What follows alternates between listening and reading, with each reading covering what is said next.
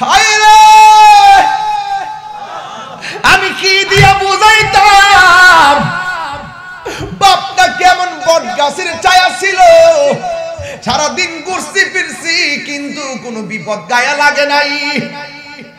আজকে বাপটা চলে গেছে কিন্তু সিদ্ধান্ত নিতে পারি না যে ডাল ধরি সেই ডাল ভাঙিয়ে পড়ি। এই জন্য আমি বলি বাবার মুখেতে মায়ের মুখেতে, বাবার মুখেতে মায়ের মুখেতে যে তুলে দিবে গো খানা।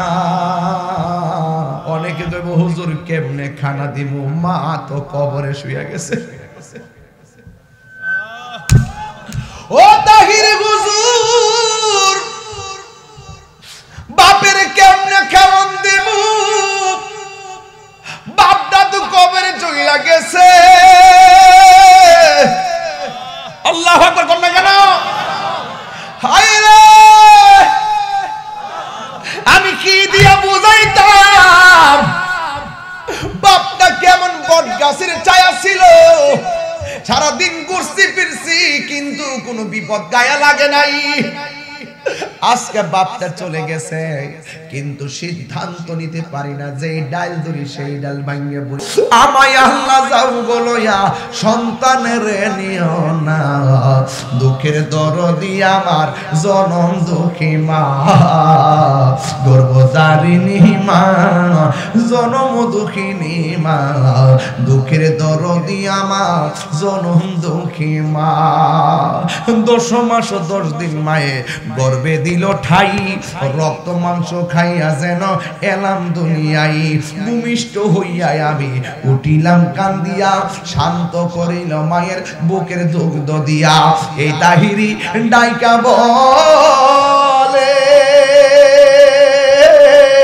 জান্নাত মায়ের পায়ের তলে গো। এ 3 বার কোন আল্লাহ।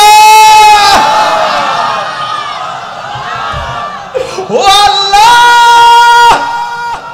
ও আল্লাহ, এই গুরুস্থানে যাদের মা বাপ শুয়ে রইছে আল্লাহ তুমি আজকে ওই সন্তানের চোখের পানির ওসিলায় ওই মা বাপকে তুমি মাফ কইরা দাও। আমার সামনে চেয়ারম্যান ভাইকে জিজ্ঞেস করেন সবার বাইরে, জিজ্ঞান্ত যাবেন চেয়ারম্যান হয়েছেন কার দোয়ার কারণে হয়েছেন?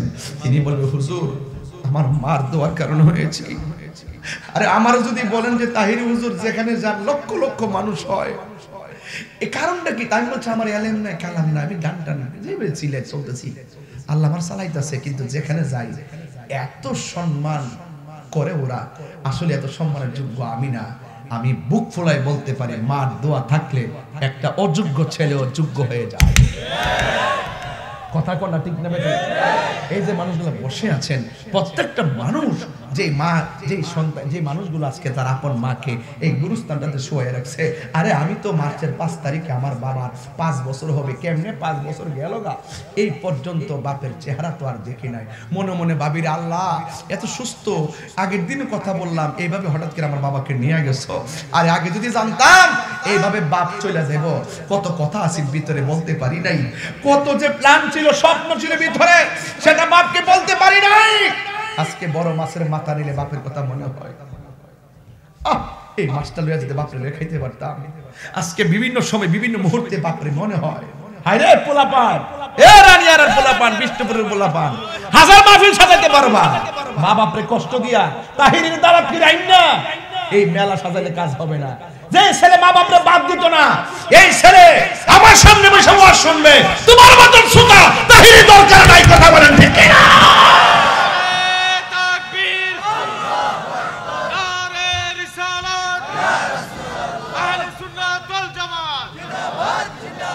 পরিষ্কার কথা। এই জন্য আমি প্রায় মাহফিলের মধ্যে বলি বাবার মুখেতে মায়ের মুখেতে যে তুলে দিবে গো খানা, তাতে খুশি রব্বানা। এই যুবক পায়ে ধরে কই, তোমার মা বাপটা বেশি কষ্টে আছে, তুমি নেশায় হাত দিছো এই জন্য। তোমার মা বাপটা বেশি কষ্টে আছে, নিজের যে মা বাপের খবর লও না। তোমার মা বাপটা কষ্টে আছে, তুমি মা বাবাকে মান্যতা করো না। এই জন্য মা কষ্টে কষ্টে দিন যাইতেছে, আছে না নাই বলেন? বাবার মুখেতে মায়ের মুখেতে যে তুলে দিবে গো খানা, খুশি রবানা। ওই আমি দেখি নাই, দেখিতে পারি নাই, ওই আমি দেখি নাই, দেখিতে পারি নাই, দেখিও আমার উম্মত, দেখিও আমার উম্মত। ততবার মার ফোন ব্যাক করে কথা কমো, নাইলে এমন একটা সময় আসবে মার মধু মাখা কণ্ঠ তুমি আর শুনতে পারবে না। কারণ মা 103 জ্বর হয়ে গেলে ডাক্তার ওষুধ দেয়, শান্তি লাগে না। মা যখন কপালটার মধ্যে হাত দেয়, শান্তি লাগে না। নাই এই জন্য আমার আল্লাহ কই ওয়াহনান আলা ওয়াহনিন, ওয়াহনান আলা ওয়াহনিন। এই পৃথিবীর মধ্যে সবচাইতে কষ্টের পর কষ্ট করে মা এবং বাবা। এখন বলবেন তাহিরি হুজুর কষ্টের পর কষ্ট কি? আমরা তো জানি শুধু ডেলিভারির সময় মার কষ্ট হয়। কেডা কইছে কষ্ট হয় আপনি জানেন না? আরে আপনার মারে আজকে যাইয়া বিষ্ণুপুর জিগাইবেন, মা তুমি নাকি আমার লাগা কষ্টের পর কষ্ট করছো। এই কথাটা কোন মোল্লা কইছে না, এই কথাটা নাকি আল্লাহ কোরআনে কইছে। কষ্টের পর কষ্ট করছে কেমনে জানোনি? তোমার মায়ের যখন বিয়া হইছে প্রথম কয়েক মাস দুমদারাক্কা যেমনে খুশি চলাফেরা করছে, উসাদ থেকে নিচে নামছে, বেড়াইতে গেছে, গাড়ি দিয়া চলছে, কোনো ধরনের কোনো বাধা বিপত্তি ছিল না। যেই মাত্র শুনছে তুমি মার পেটের মধ্যে কনসেপ্ট হয়েছো, সেই দিন থেকে মা আর দূরে হাঁটে না। উসাদ থেকে নিচে নামতে চিন্তা করে নামে, যদি আমার পোলাটা নষ্ট হয়ে যায়। 3 মাসের পর মার কষ্ট আরো বেড়ে যায়। রাতের বেলা ঘুমাইতে গেলে ডান কাত হইয়া ঘুমায়, কানটারে কই তুই সজাগ থাক, যেন আমি বাম কাতে গেলে আমার ঘুমটা ভাঙ্গা যায়। ঘুমটা ভাঙ্গার পরে মা আস্তে করে বাম কাতে যায়, কারণ পেটটা যদি চাপা পড়ে সন্তানটা নষ্ট হয়ে যেতে পারে। আবার তোমার যখন 6 মাস হয়ে গেছে তখন ছোটো ছোটো মার পেটে কুকুরানি লাতি শুরু হয়েছে। হঠাৎ করে রাতের বেলা একটা লাতি মারছি, মার কাঁচা ঘুমটা ভাঙ্গা গেছে। যখন তোমার বয়সটা 8 হইছে, পেটের ভিতরে তোমার শক্তি বাইরা গেছে, তুমি মার কলিজার মধ্যে পেটের তল পেটে এমন ভাবে লাতি মারো, মা লাত মাইরা উঠতে বয়া যায়, চোখের পানি ফালাইয়া, চোখের পানি ফালাইয়া ফালাইয়া চোখের পানি ফালাইয়া ফালাইয়া কান্দে। বাবা জিগাইছে কান্দ কেন? আল্লাহ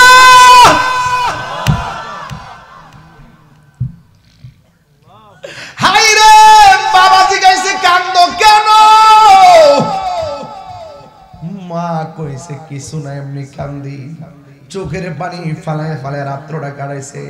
9 মাসের কালে আরো বেশি কান্না শুরু হয়ে গেছে, কারণ সন্তান পেটের মধ্যে জোরে জোরে লাথি মারে। তখন 9 মাসের পর আর সময় কাটে না। পাশের বাড়ির বান্ধবীরা আনছে, তোরা একটু বস না, একটু সময়টা কাটায়। 2-4 জনে বইয়া মহিলা কথা কয়। হঠাৎ করে মা চোখের পানি ফালায় কান্দে। ওই মহিলা জিগাই কান্দ কেন? এবার মা ডাক দিয়ে কই, কান্দি কি তোরা কি জানোস না? আমার পেটের ভিতরে 8.5 মাসের বাচ্চা, আমি কথা বলতেছি, হঠাৎ করে আমার পেটের মধ্যে লাথি মারছে। বন্ধুরে আমার, ও আমার বিষ্ণুপুরের বাবারা, ও আমার রানিয়ার বন্ধুরা গো, এবার তোরা কি জানোস না? আমার পোলা আমার পেটের মধ্যে লাথি মারছে, লাথিটা বড় জোরে মারছে। আমি চোখের পানি ধইরা রাখতে পারি নাই, আমার চোখের পানি আমি ধইরা রাখতে পারি নাই। আমার চোখ দিয়া মনের অজান্তে শরম পাওয়ার পরও চোখের পানি ধইরা রাখতে পারি না। এবার আরেকটা মহিলা ডাক দিয়ে, তুমি তো অভিনয় কম জানো না, পোলা লাথি দিছে, তুমি কাঁদতেছো ব্যথা পাইয়া, তাইলে একই সময় তোমার মুখের মধ্যে কেন হাসি দেখা যায়? মা ডাক দিয়া কয়, আমি কেন কান্দি জানোস নি? পোলার ব্যথা আমি সহ্য করতে পারি নাই, এখন আমি কেন হাসি জানোনি? কই আমার পোলা আমার লাথি মারছে, আমি ব্যথা পাইছি, আমি কেন হাসি জানোনি? আমার জাদুমণি তো পেটের মধ্যে জিন্দা আছে। মিয়া কি মনে করেন? মিয়া কি মনে করেন? মিয়া কি মনে করেন আপনারা? প্রত্যেকটা মানুষই তো মার পেটের মধ্যে ছিলেন। মিয়া লাগতেছেন যে মনে নাই? খুব ভালোই তো জমাইছেন দেখা যায় দুনিয়াতে।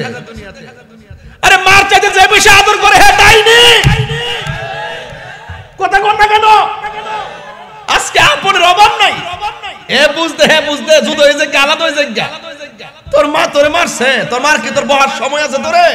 যা আলাদা হয়ে যায়, যা সংসার বড় লিখের একসাথে থাকে। আরে বেটা সংসার তো বড় জিনিস না, টাকাও তো বড় জিনিস না। আরে লন্ডন থাকলেও তো, আর লন্ডন থাকলেও, আমেরিকা থাকলেও ভালোবাসা যেখানে আছে দূরত্ব কোনো ব্যাপার না। ভালোবাসা দিয়েই মাকে সান্ত্বনা দিয়ে রাখতে হবে। কথা বলেন ঠিক না বেটে? আর আপনি কোন যে কি কোন, আপনি কি বুঝাইতে চান আপনি আমাদেরকে? এত সহজে আল্লাহ পাওয়া যাবেন? আরে আল্লাহর ওলি হইতে গেলে কামেল পাস লাগে না, মাস্টার্স পাস লাগে না।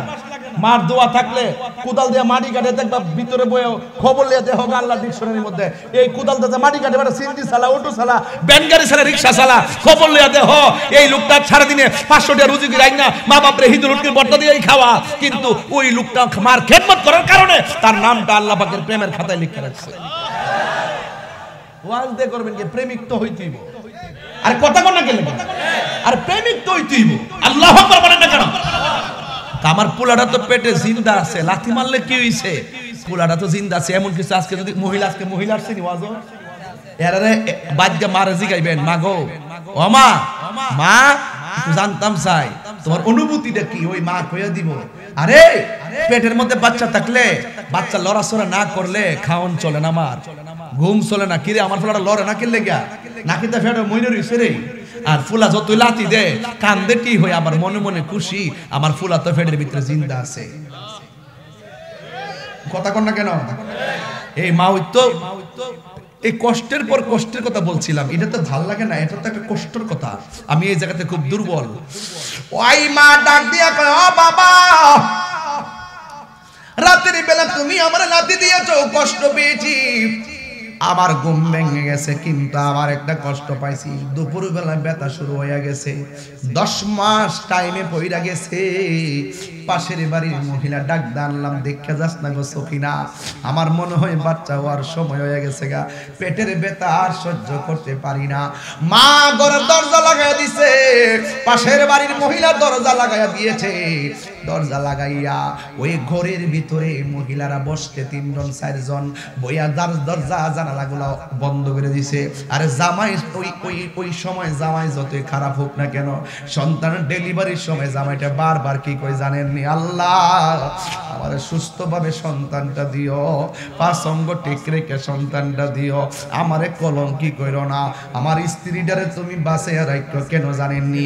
এমন কোনো দিন নাই ডেলিভারির কেসে বিশ্বে মহিলা মারা যায় না। কথা বলেন না ঠিক কিনা? আল্লাহর হাবিব বলেন, ডেলিভারির কেসে যদি কোনো মহিলা মারা যায়, ওই মহিলাকে আমার আল্লাহ শহীদের মর্যাদা দান করে দিবে। এমন মর্যাদা মহিলাদেরকে আমার আল্লাহ দান করে দিয়েছে। বন্ধুরে আমার, ও যুবক ভাইরা, এবার মা দুঃখিনী ঘন্টার পর ঘন্টা প্রসব বেদনায় কান্দে, আর মহিলারা মাথার মধ্যে হাত বুলাইয়া দে, কান্দো না বোন, কান্দো না, মাথার মধ্যে তেল দিতেছে, পানি দিতেছে। মা কান্দো না গো বোন, কান্দো না, একটু ধৈর্য ধারণ করো।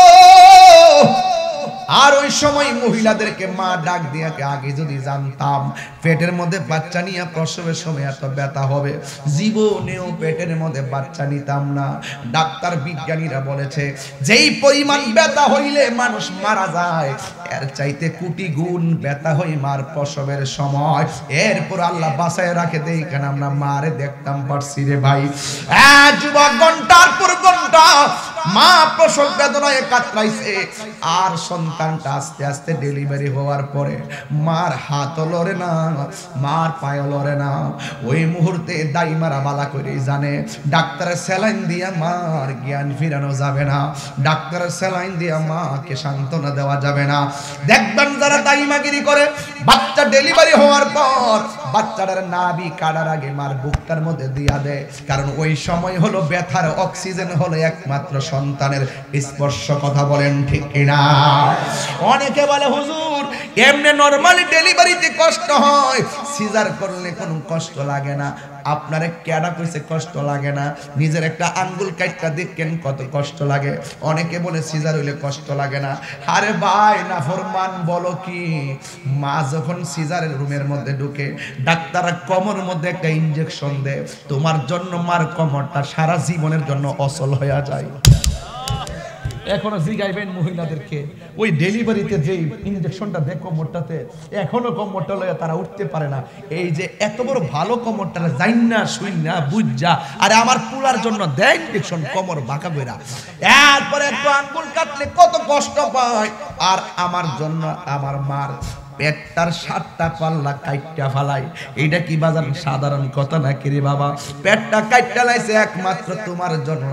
এবার যখন সেলাই কইরা দেয়, ডাক্তারে পানি খাইতে ওই সময় দেয় না, পানি খাইতে দেয় না। যখন ওই হুশটা আস্তে আস্তে অবস্থা চলে যায়, তখন এই সেলাইটার মধ্যে একটা ব্যথা শুরু হয়ে যায়।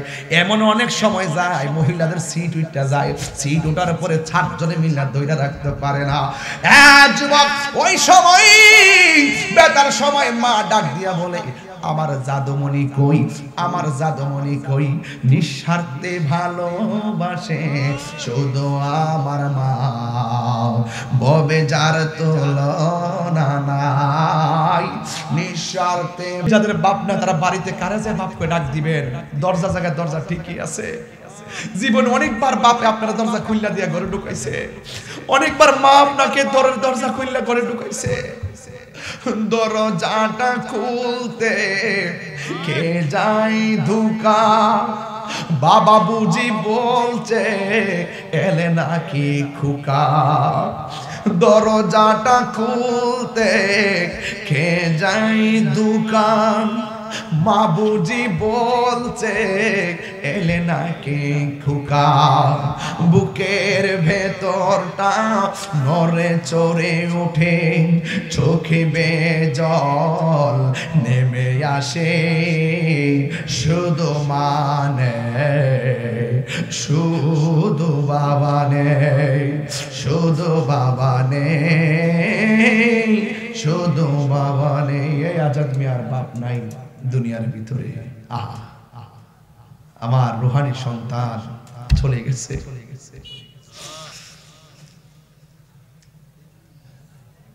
দরজাটা খুলতে খে যাই ধোকা, বাবা বুঝি বলছে এলে নাকি খোকা।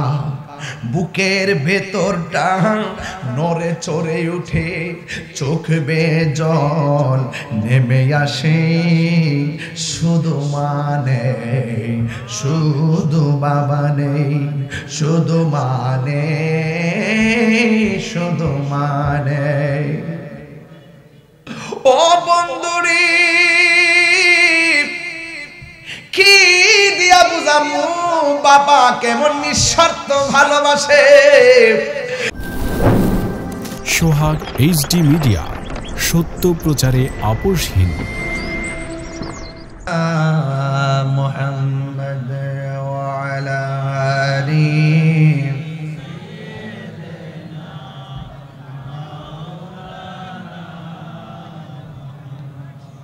ইশকের দরিয়ায় ডুব দাও রে মন, দেখিবেন নবীর জির দিদার, খুলে যাবে চোখের পর্দা, দূর হবে মনের আধার। আল্লাহুম্মা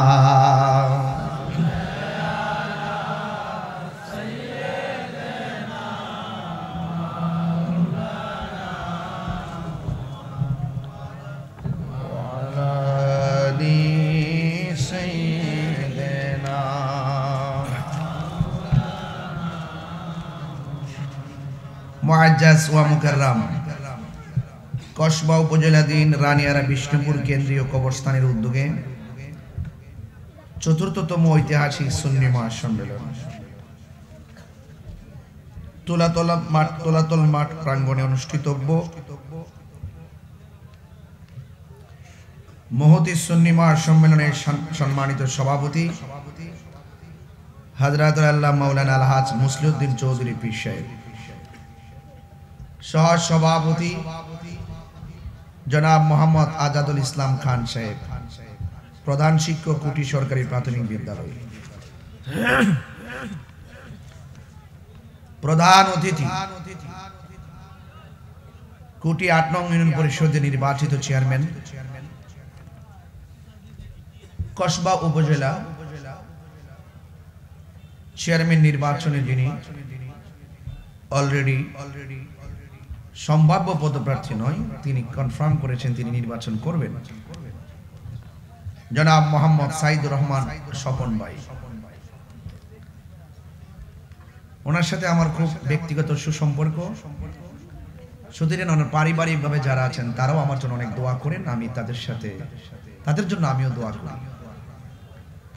তিনি আপনাদের কুটির সন্তান সাইদুর রহমান স্বপন ভাই, কসবার সুপরিচিত মুখ। আল্লাহ যেন ওনার মনের আশা পূরণ করে, আমিন বলেন। প্রধান মেহমান কুটি ইউনিয়ন আওয়ামী লীগের যুগ্ম আহ্বায়ক, আমার আরেক অত্যন্ত প্রিয়তম ব্যক্তিত্ব, শ্রদ্ধাভাজন ব্যক্তিত্ব জনাব মুশতাক আহমদ সাহেব। প্রধান মেহমান জনাব ইয়াদুল হক চৌধুরী সাহেব, সিঙ্গাপুর প্রবাসী। দীর্ঘক্ষণ পর্যন্ত আলোচনা করেছেন আন্তর্জাতিক এদের সম্পন্ন মুফাসসিরে কোরআন আমার অত্যন্ত স্নেহাস্পদ সৈয়দ মাখদুম শাহ আল মাদানী সাহেব, পীরজাদা ইমামের রব্বানী দরবার শরীফ হাজীগঞ্জ। বক্তব্য রেখেছেন মাওলানা হাফেজ মুফতি শামীম হোসেন ফারুকী সাহেব, মাওলানা হাফেজ কারি মাহমুদুর রহমান সাহেব, মাওলানা মীর মুফতি নেসার উদ্দিন ওয়াইসি সাহেব সহ এখানে অনেকে উপস্থিত আছেন। বিশেষ করে শামীম রাজা সাহেব আছেন, সোহেল বাহাদুর সাহেব আছেন এবং বিলাল হোসেন ভুইয়া সাহেব আছেন, আরো অনেকে আছেন। সবার নাম নেওয়াটা খুব জরুরি, সময়ের কারণে সবার নাম না নিলেও আমি সবার প্রতি শ্রদ্ধা নিবেদন করছি। মাইকের সাউন্ড ঠিক করেন। ভাইরা আমার, যে আল্লাহ রাব্বুল আলামিন আমাদের সকলকে আজ এমোশন এই মাহফিলে আসার, বসার, দু একটি কথা বলা এবং শোনার তৌফিক দান করেছেন, শুকরিয়াতান পড়ুন আলহামদুলিল্লাহ।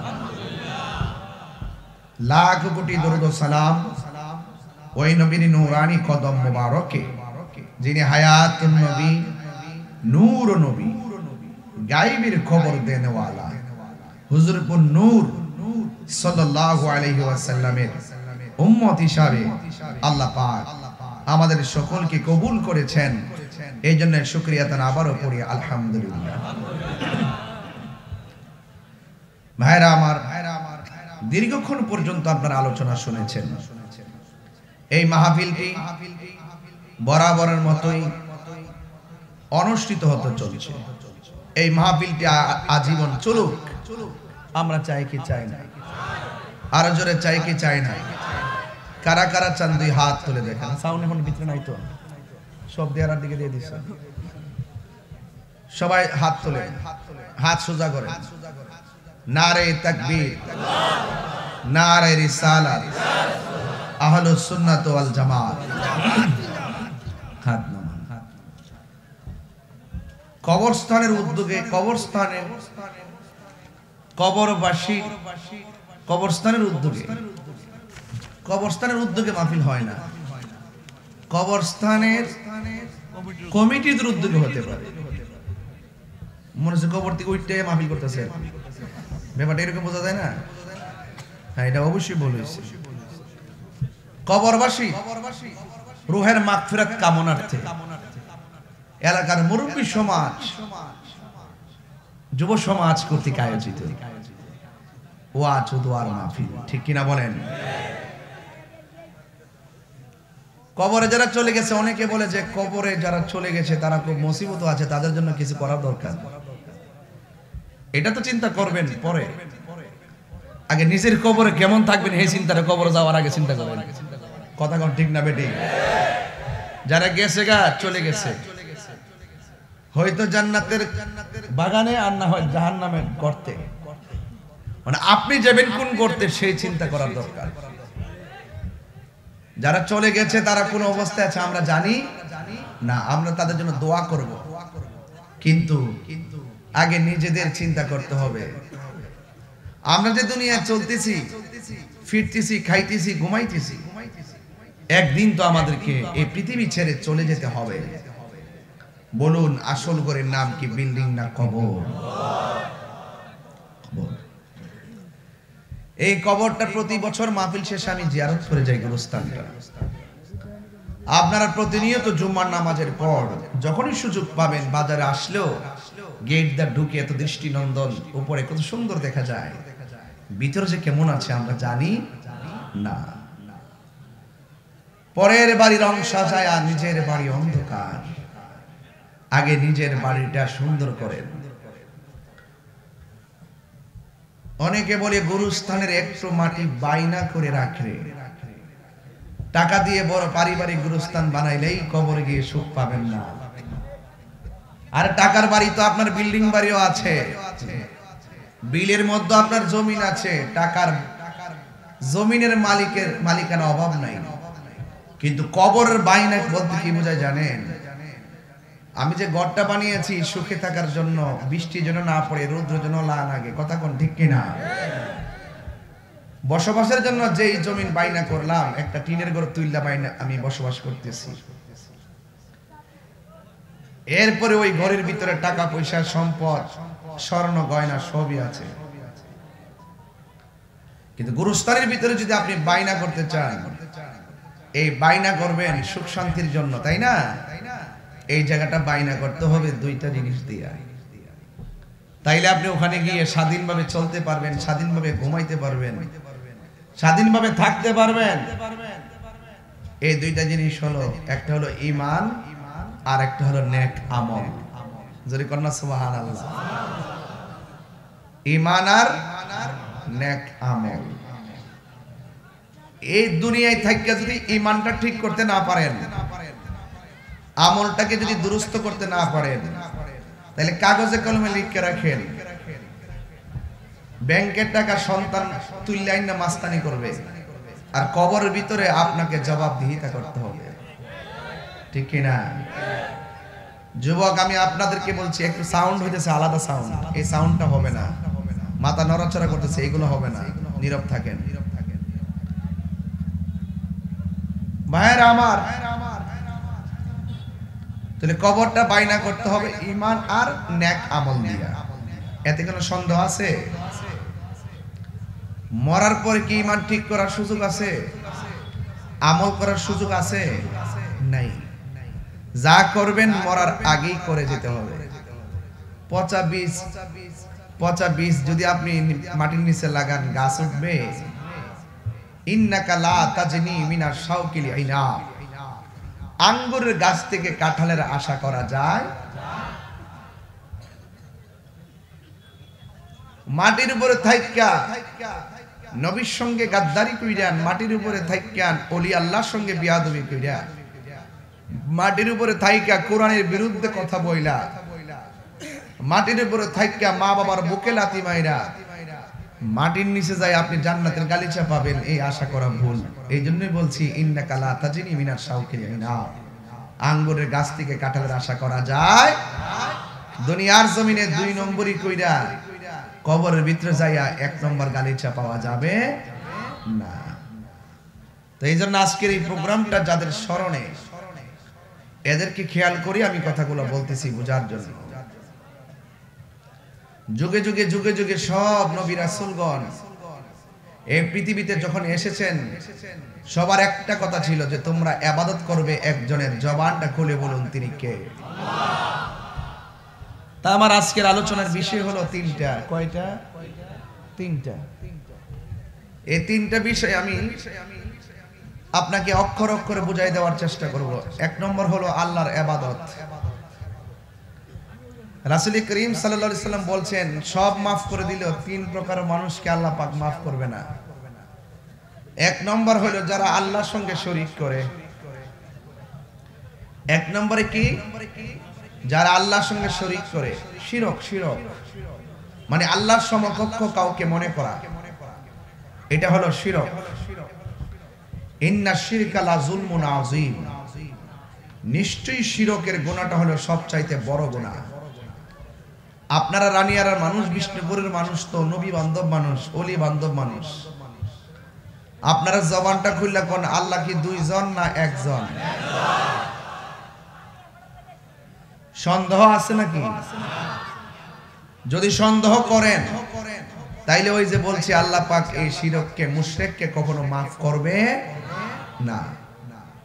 যেমন আমরা কালিমা পড়ি লা ইলাহা আর লা ইলাহা ইল্লাল্লাহ, ইল্লাল্লাহ, আল্লাহ ছাড়া কোনো মাবুদ, there is no god but Allah, আল্লাহ ছাড়া কোনো মাবুদ নাই। এইটা মনে প্রাণে বিশ্বাস করার নামই হলো ওয়াহদানিয়াত। এই জন্য আমরা পোস্টারে লিখি নারে তাকবীর, জোরে কোন আল্লাহু আকবার। আমি কি বোঝাতে পারতেছি আপনাদেরকে? তাহলে জবানটা খুলে বলুন আল্লাহ কয়জন? আমরা আল্লাহ ছাড়া কাউকে সাজদা করি না। তাহলে যারা আমাদেরকে মাজার পূজারি বলে তারা ভুল বলে। তারা কি বলে? ভুল বলে। আমরা মাজারে গিয়ে পূজা করি না, আমরা মাজারে গিয়ে জিয়ারত করি। কি করি? জিয়ারত, ইবাদত করি আল্লাহর ঘর মসজিদে। ইবাদত করি কোথায়? আল্লাহর ঘর মসজিদে। সেজদা পাওয়ার মালিক একজন, তিনি কে? আল্লাহ। আসলে কি এই কথা মনে প্রাণে মানেন তো আপনারা? মানলে সেজদাটা কাজে লাগবে, সেজদাটা কাজে লাগবে। কারা কারা মানেন একটু হাত তোলেন। রাখেন, দেখেন হাতটা সোজা করেন।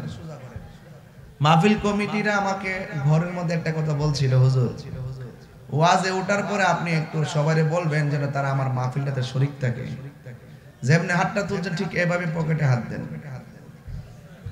আবার আরেকজনের পকেটে হাত দিয়েন না, নিজের পকেটে হাত দেন। যে যা দিবেন গুরুস্থানটা খেয়াল করে টাকা দেন। এই দানের উসিলে যেন আল্লাহ পাক আমাদের গুরুস্থানে কবর আযাব মাফ করে দেয়। আমিন কথা কি লেখা দেন, আমিন সবাই দেন। এই মাহফিল কমিটির ভিতরে যান ভাইরা আমার। যাই হোক, রেডি করেন, তাইলে ওয়াজ শুনেন, রেডিও করেন। যাদের টাকা নাই তারাও ভিতরে হাত দেন, দিয়া কোন যে আমি চেষ্টা করছি। ভাইরা আমার, আপনারা যে মারহাবা বলবেন এটাও সওয়াব হবে। জোরে কোন না মারহাবা। ভাইরা আমার, তাহলে সেজদা পাওয়ার মালিক হলো একজন, তিনি কে? আল্লাহ। এতে কোনো সন্দেহ নাই। ভাইরা আমার, এই জীবনটা অনেক তুচ্ছ। আখিরাতের তুলনায় এই দুনিয়াটা কিছু না। আখিরাতের দিন, আখিরাতের সময় আর এই দিনের সময় অনেক পার্থক্য। সবাই দুরূদ শরীফের মাধ্যমে টাকাটা দেন, সওয়াব হবে ইনশাআল্লাহ। আল্লাহুম্মা সাল্লি আলা, মাশাআল্লাহ, ওয়া আলা আলি সাইয়্যিদিনা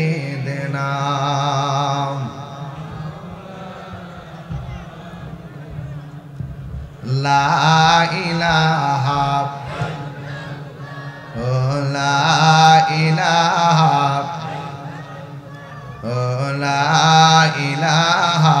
লা ইলাহা লা ইলাহা লা ইলাহা লা ইলাহা আল্লাহু আল্লাহু। নগদ হবে না তো। আল্লাহু আল্লাহ, লা ইলাহা ইল্লাল্লাহু মুহাম্মাদুর রাসূলুল্লাহ সাল্লাল্লাহু আলাইহি ওয়াসাল্লাম। জোরে জোরে কন্না আল্লাহু আকবার। চিৎকার মেরে কোন ইয়া রাসূলুল্লাহ। আল্লাহর জমিনে ইবাদত পাওয়ার মালিক একমাত্র আল্লাহ। আল্লাহ রাব্বুল আলামিন কোরআনে বলে দিয়েছেন, ওয়া মা খালাকুতুল জিন্না জিন্না ওয়াল ইনসা ইল্লা লিয়াবুদুন। আল্লাহ রাব্বুল আলামিন বলেন, আমি মানুষ এবং জিন জাতিকে সৃষ্টি করেছি একমাত্র আমি আল্লাহর গোলামি করার জন্য। আমি শুরুতেই বলছি আমি আল্লাহর ইবাদতের কথা বলবো। আজকে হাসতে হাসতে জীবন শেষ হয়ে যাইতেছে, সম্পদের পাল্লায় পড়ে জীবন শেষ হয়ে যাচ্ছে, দুনিয়াদারি করে করে জীবন শেষ হয়ে যাইতেছে, অথচ আমরা জানি না এই সময়টার দাম কত। আরে আজকে তো আমি আসার সময় ঢাকার একটা সন্তান বয়স মাত্র 2 মাস হবে, ঠান্ডা লাগার পরে নাকি নিউমোনিয়া হয়ে গেছে। আমারে ফোন দিয়া বলল বাচ্চাটা শ্বাস ফলাইতে পারে না, আইসিইউতে আছে। যুবক ভাইরা আমার, শ্বাস যে কত দামি, এই শ্বাস আমরা স্বাধীনভাবে ফলাইতেছি কিন্তু টের পাই না। ও বন্ধুরে, এই শ্বাস আমরা ফলাইতেছি কোনো টের পাই না। আল্লাহ আমাদেরকে নদীর পাড়ের বাতাস খাওয়াইতেছে, টের পাই না। একবার শ্বাসটা যখন টানতে কষ্ট হয়, দৌড়াই আইসিইউর ভিতরে চলে যায়। একটু শ্বাসের জন্য আমরা কি করি, দিনে দিনে 25,000 টাকা গণে দিতে হয়। একটা বাল্ব চলে গেলে হাজার হাজার টাকা গণতে হয়, একটা কিডনি চলে গেলে হাজার হাজার টাকা গণতে হয়। ও বন্ধু, আল্লাহ আমরারে কেমন নিয়ামত পার্টস গুলা দিয়া দিয়েছে। এই মাথার মধ্যে যে মগজটা আমার আল্লাহ দিয়েছেন, এই মগজের উপরে আমার আল্লাহ রগগুলা, এতগুলা রগ দিয়া মগজটারে বাইন্ডিং করছে, ব্রেইনটারে বাইন্ডিং করছে। কয়েক মিলিয়ন বিলিয়ন কিলোমিটার হবে মাথার রগগুলো। এমন কিছু রগ দিয়া মাথার এই ব্রেইনটারে বাইন্ডিং করেছে। আমি যে হাত লড়াইতাছি, ইশারা আসতেছে এই মেমোরি থেকে। আমি যে তাকাইতাছি, মেমোরি আমারে কথা বলছে এইদিকে তাকাও। পা লড়াইতাছি, মেমোরি আমারে বলতেছে এইভাবে দিলে পা লড়বে। যুবক, সব এখান থেকে সার্কুলেশন হইতেছে, কিন্তু আমার আল্লাহ কেমনে আমরা চালাইতেছে, কিন্তু একটা বার আমরা অনুধাবন করি না রে বাজান। এই জন্য আমার যুবক, কসবার মানুষ, আমি তাহিরি কসবার জন্য নতুন নয়। কসবার জমিনে প্রায় 19 বছর ধরে আমি কথা বলি, কিন্তু আমি তো আজকে নতুন না।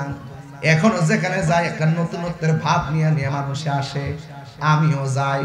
কিন্তু যাইতে যাইতে যাইতে যাইতে যেভাবে বলতেছি 17 বছর ধরে কসবাতে আসি, কিন্তু যুবক, এই 17টা বছরের মূল্য কত আমি জীবনেও আমি মূল্য কিনে পাবো না। এই বছরগুলা কত দামি,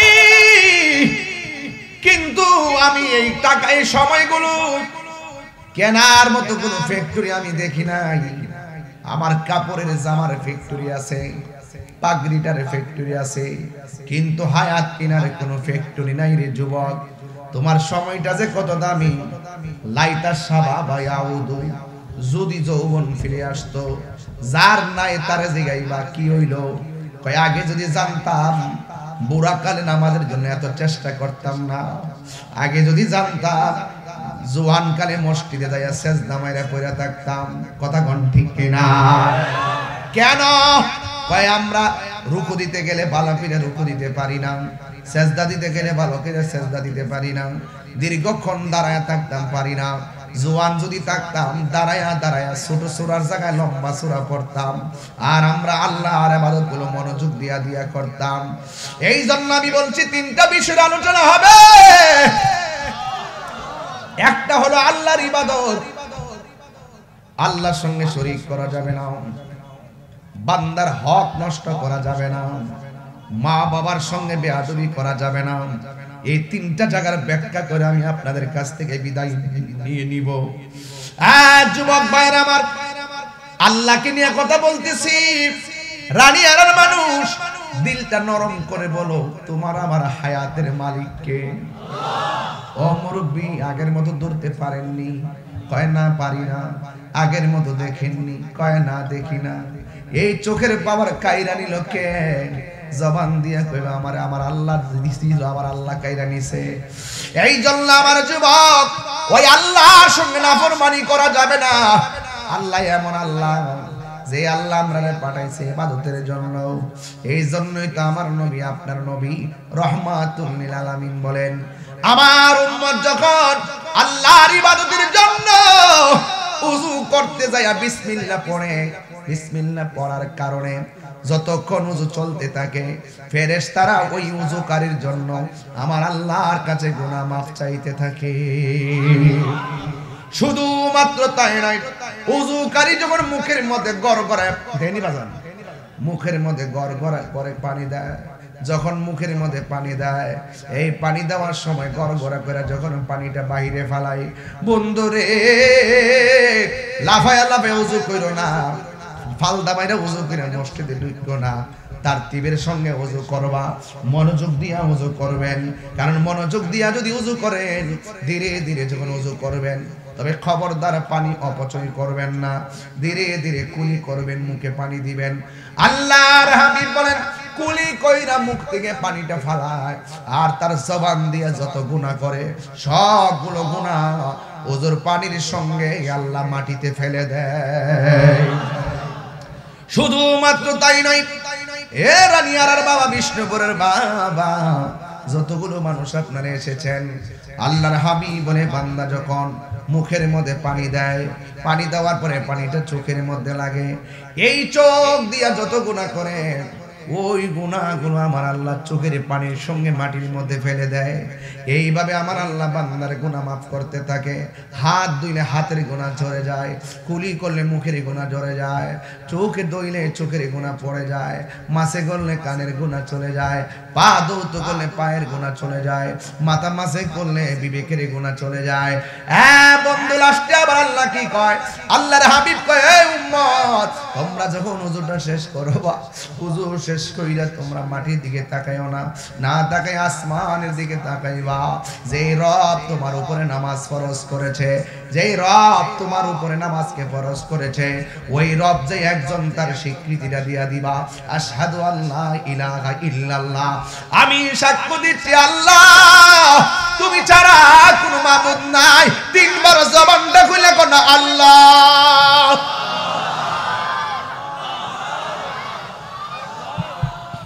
আল্লাহ আল্লাহ। যেই মাত্র বান্দা আসমানের দিকে তাকাইয়া যখন কালিমায়ে শাহাদা পড়বে, আমার আল্লাহ রাব্বুল আলামিন তার জন্য 8টা জান্নাতের দরজা খুলে দিবে। আসমানের দরজাগুলো খুলে যাবে, জান্নাতের দরজাগুলো খুলে যাবে। এমনিতে তো এক একজন আদম জান্নাতে যাবে, কেউ খুলুদে যাবে, কেউ নাইমে যাবে, কেউ দারুস সালামে যাবে, কেউ দারুল কারারে যাবে, কেউ ফেরদাউসে যাবে, এক একজন এক একটা জান্নাতে যাবে। আর আমার নবী বলে, যারা ওযু কইরা আসমানের দিকে তাকাইয়া কালিমায়ে শাহাদাত পড়বে, তার জন্য আমার আল্লাহ 8টা জান্নাতের দরজা খুলে দিবে। সে যেই দরজাটা মনে চায় ওই দরজা দিয়ে আল্লাহর জান্নাতের মধ্যে যেতে পারবি। এই জন্য আমার যুবক ভাইরা, এই কবর দিকে তাকায় কথা বলতেছি, এই কবরটা তেমন ভালো জায়গা না। এই জায়গাটার মধ্যে যাওয়ার আগে কি হয় জানেননি? অনেক রাত্রে বেলা ঘর থেকে বের হয়, বের হলে শরীরে একটা বিজারা মারে, অনেকে বলে ডরে বুঝি বিজারা দেয়, অনেকে রাতের অন্ধকারে বিজারা দেয়। আরে না না, বিজারা দেন এরকম কাটা কাটা দিয়া জোরে না মোস্তাক ভাই, এইভাবে কাটা কাটা দিয়া দিয়া উঠে। অনেকে মনে করে ডরায়া বুঝি বিজারা দেয়, না না, কবরের মাটিরা যেখানে তোমার শোয়াইব ওই জায়গার মাটি তোমার মিস কল দেয়। এ কেমনে ঘুরতেছে ইমান কইরাইবা, আমি কবরের মধ্যে যখন তুমি আইবা তোমার লোকে বালা ব্যবহার করুম। আমল যদি ঠিক না থাকে, আকিদা যদি ঠিক না থাকে, ইমান যদি ঠিক না থাকে, আমি মাটি বড় ভয়ঙ্কর, আমি মাটি বড় ডেঞ্জারাস, আমি মাটি কিন্তু সারুন না। যখন কবরটা এইভাবে ডাক দেয় তখন তোমার শরীরের মধ্যে পশমগুলো কাটা কাটা দিয়া উঠে, বুকের মধ্যে থুপথুমারি দাও। যুবক, এইভাবে কবর তোমাকে ডাকতেছে। আল্লাহর কসম, কবর ডাকতেছে। আয় আয় আমার কাছে আয়, ভালো কইরা সাইজা, ভালো কইরা গুছায় আয়, নাইলে এই কবরে ঢুকলে আর বের হইতে পারবি না। বন্ধু, আল্লাহর হাবিব সাল্লাল্লাহু আলাইহি সাল্লাম বলেন, আমি এই রজবের চাঁদে যখন আমি মেরাজের মধ্যে গেলাম, যাইয়া দেখি কবরের ভিতরে সবচাইতে ভয়ঙ্কর আযাব হয় বেনামাজির। কোন নামাজির ভাই? বেনামাজির আযাব হয়। বেনামাজির প্রথম যে আযাবটা শুরু হবে, ডান পাশের মাটিগুলো এক প্রান্তে যাবে, বাম পাশের মাটিগুলো আরেক প্রান্তে যাবে। এই কথা আমি প্রতিদিনই বলি, এরপর মুসল্লিরা মসজিদে যায় না। এই কথা আমি প্রতিদিন ডর লাগায় লাগায় বলি, এরপর মুসল্লিরা মসজিদে যাইতে চায় না। বন্ধু, যতই তুমি বাহাদুরি করো, আমার কথা মানো আর না মানো, যা বইলা যাইতেছি বিষ্ণুপুর এটাই সত্য। আল্লাহর হাবিব বলে, আমি যখন মেরাজে গেলাম, আমি দেখলাম সব চাইতে বেশি আযাব হয় কবরের আযাব। এই কবর আযাবের মধ্যে ভয়ঙ্কর আযাব হয় বেনামাজির আযাব। যুবক, তোর কটা দিন চলে গেছে, নামাজের দাঁড়াদাঁড়ি নাই। শুক্রবার হইলে কোন রকম মাথায় টুপিটা দিয়া যাও, সবে বরাত হইলে মসজিদ গিয়ে বইরা যাও, সবে কদর হইলে মসজিদে জায়গা হয় না। যুবক, সবটা উতারি বাটপারি, সব কিছুর জবাব কিন্তু একদিন দেওয়া লাগবে। পুঙ্খানু করে জবাব যিনি নিবেন, জবানটা খুলে কন তিনি কে? তিনি হলে আমার আল্লাহ, আমার রব হিসাব নিবে। এই জন্য আমার যুবক ভাইরা, আল্লাহর হাবিব বলেন, কবরের আযাব বড় কঠিন। এই কঠিন আযাব থেকে বাঁচতে গেলে আমাদের নামাজের দরকার আছে না নাই? আর দয়ার সুরে বলুন, আছে না নাই? যুবক, আমার নবী, আপনার নবী বলেন, বেনামাজির কষ্ট বড় ভয়ঙ্কর হবে, বেনামাজির কষ্ট বড় ভয়ঙ্কর হবে। এই জন্য যুবক ভাইয়েরা আমার, জবানটা খুলে বলুন, আল্লাহর ইবাদতের প্রয়োজন আছে না নাই? আল্লাহ রাব্বুল আলামিন কুরআনুল কারীমের মধ্যে বলেছেন, ওয়াবাশশিরিল্লাযীনা আমানু ওয়া আমিলুস সালিহাতি আন্না লাহুম জান্নাতিন তাজরি মিন তাহতিহাল আনহার। কোরআন শরীফ পড়লে খারাপ লাগে? আল্লাহ রাব্বুল আলামিন বলেন, জান্নাতের শুভ সংবাদ দুই শ্রেণীর মানুষের জন্য। দুই শ্রেণী নয়, এক, দুইটা কোয়ালিটি ব্যক্তি সম্পন্ন মানুষের জন্য। একটা হলো যারা ঈমানদার, জোরে কোন যারা কি? দুই নম্বর হলো যারা নেক আমল করে। এদের জন্য আমার আল্লাহ রাব্বুল আলামিন জান্নাত দিয়ে দিবেন। এই জন্য যারা 5 ওয়াক্ত নামাজ পড়ে, এরা কখনো বান্দার হক মাইরা খাইতে পারে না। আমাদের সমাজের ভিতরে হক মাইরা খাওয়াই না লোক আছে না নাই? এই জন্য আল্লাহ বলছেন কোরআনে, ইন্নাস সালাতা তানহা আনিল ফাহশাই ওয়াল মুনকার। আল্লাহ রাব্বুল আলামিন বলেন, নিশ্চয়ই নামাজ মানুষকে অশ্লীল এবং খারাপ কাজ থেকে বিরত রাখে। আমার আল্লাহ রাব্বুল আলামিন কোরআনে 82 জায়গায় বলেছেন নামাজ কায়েম করো। জবানটা খুলে কোন কয়বার বলেছেন রে বাজান? এই নামাজটা মানুষকে যাবতীয় অশ্লীল কাজ থেকে বিরত রাখে। ও যুবক ভাইরা আমার, এই জন্য নামাজটা পড়লে, যেই লোকটা 5 ওয়াক্ত নামাজ পড়ে, সে কখনো বান্দার হক মাইরা খাইতে পারে না। আল্লাহর হাবিব বলেন, যারা মানুষের হক মাইরা খায়, এরা কখনো আল্লাহর কাছে ক্ষমা পাবে না। কেন? তাই যাদের হক মারা হয়েছে, এরা যতদিন পর্যন্ত ক্ষমা করবে না, আমার আল্লাহ ক্ষমা করবে না। জোরে জোরে কে আল্লাহু আকবার বলা যাবে না? ইয়া রাসূলুল্লাহ বলেন না কেন? হ্যাঁ, মাফ করবে।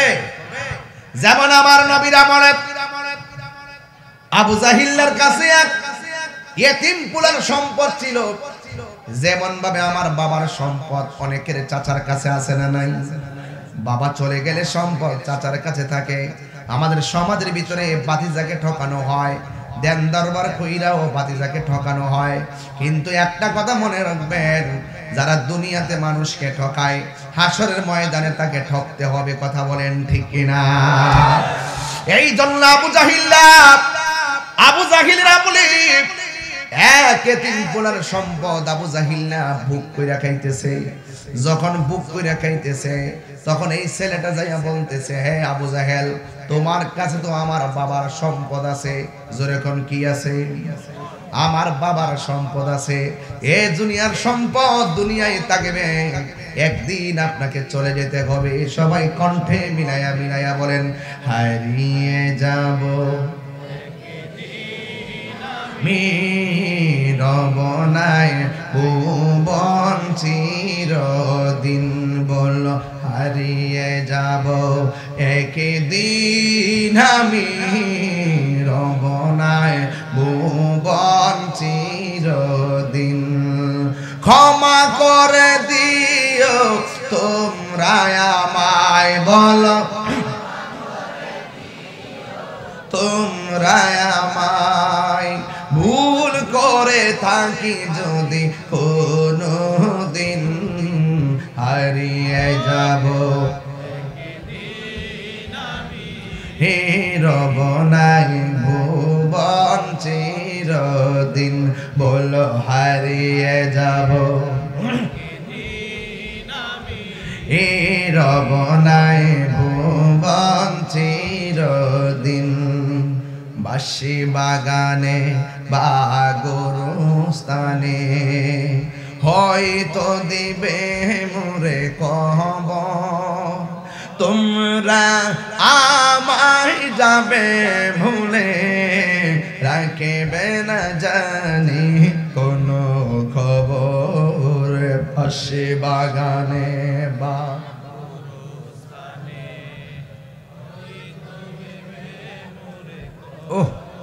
তোমরা আমায় যাবে ভুলে, রাখবে না জানি কোনো খবর। পড়বে কি মনে আমার কথা, বলো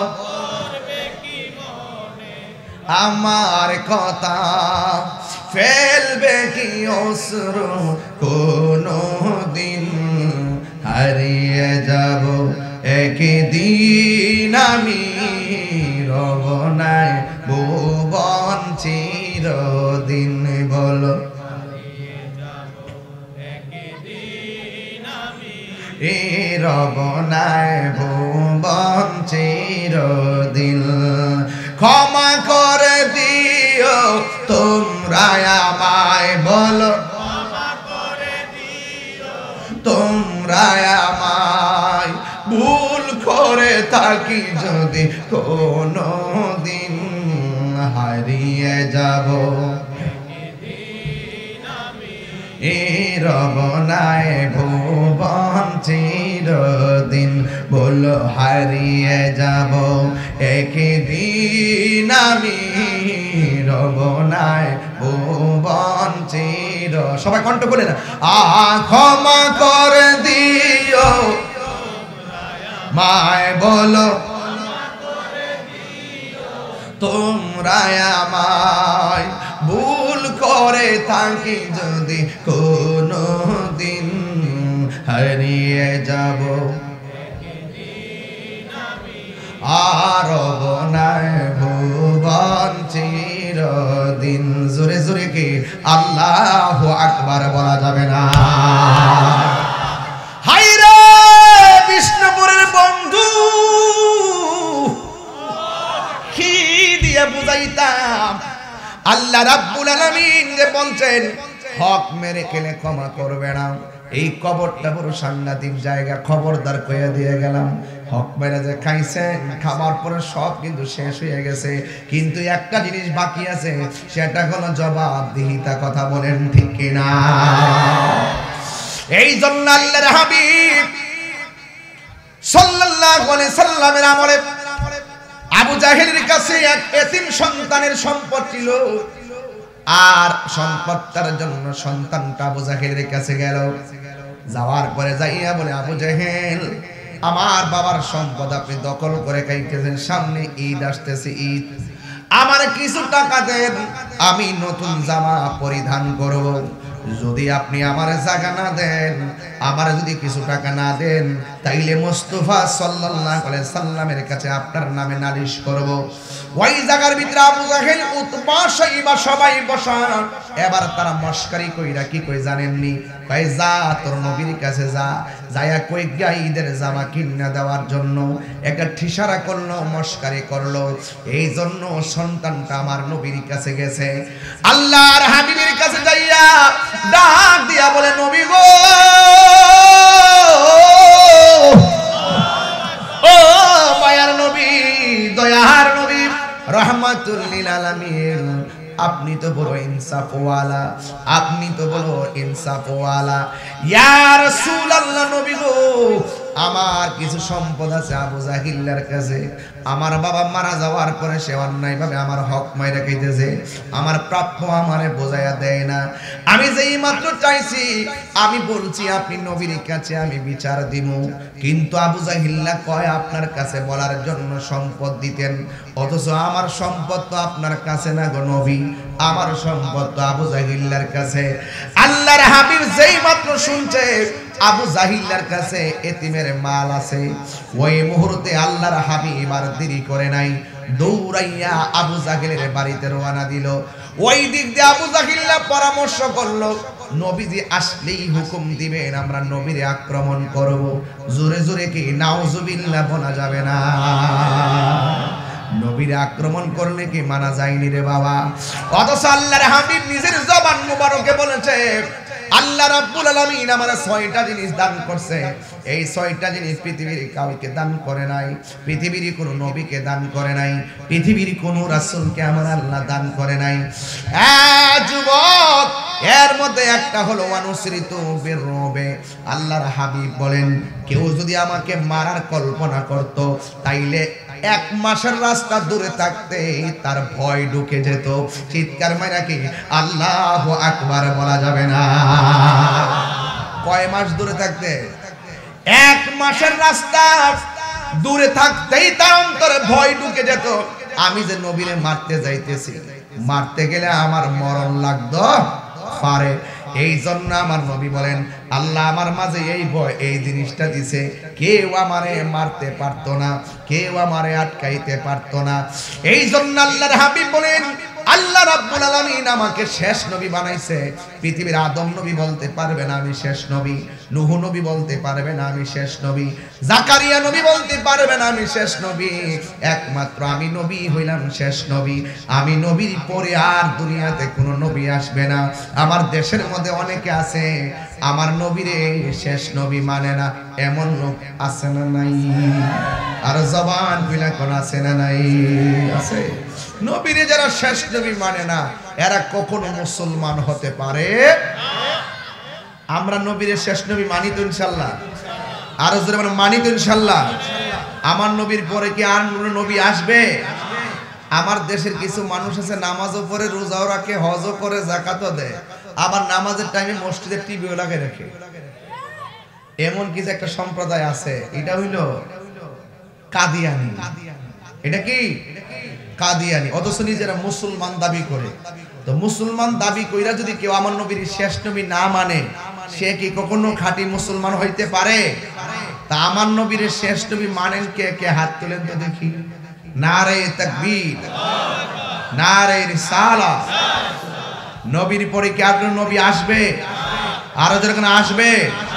যারা আমার নবীকে শেষ নবী মানে না, এরা কখনো মুসলমান হতে পারে? এটা সত্য তো ইনশাআল্লাহ? হাত নামান।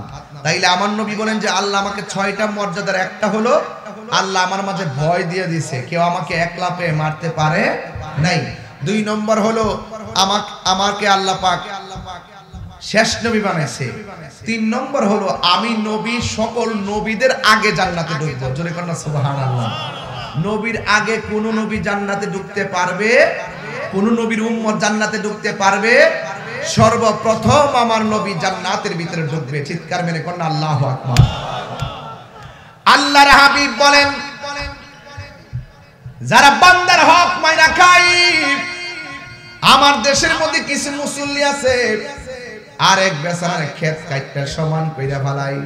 আবার মসজিদের মধ্যে আইসা কই এই যে মুসল্লি কাতারটা সোজা করেন, এমন মুসল্লি আছে না না? সবগুলোর অন্তরের খবর জানে একজন, তিনি কে? আমি তেলাওয়াতটা করতেছি, জবান খুলে আল্লাহকে ডাক দিবেন, পারবেন না ইনশাআল্লাহ? ইন্নাল্লাহু আলিমুন বিযাতিস সুদূর।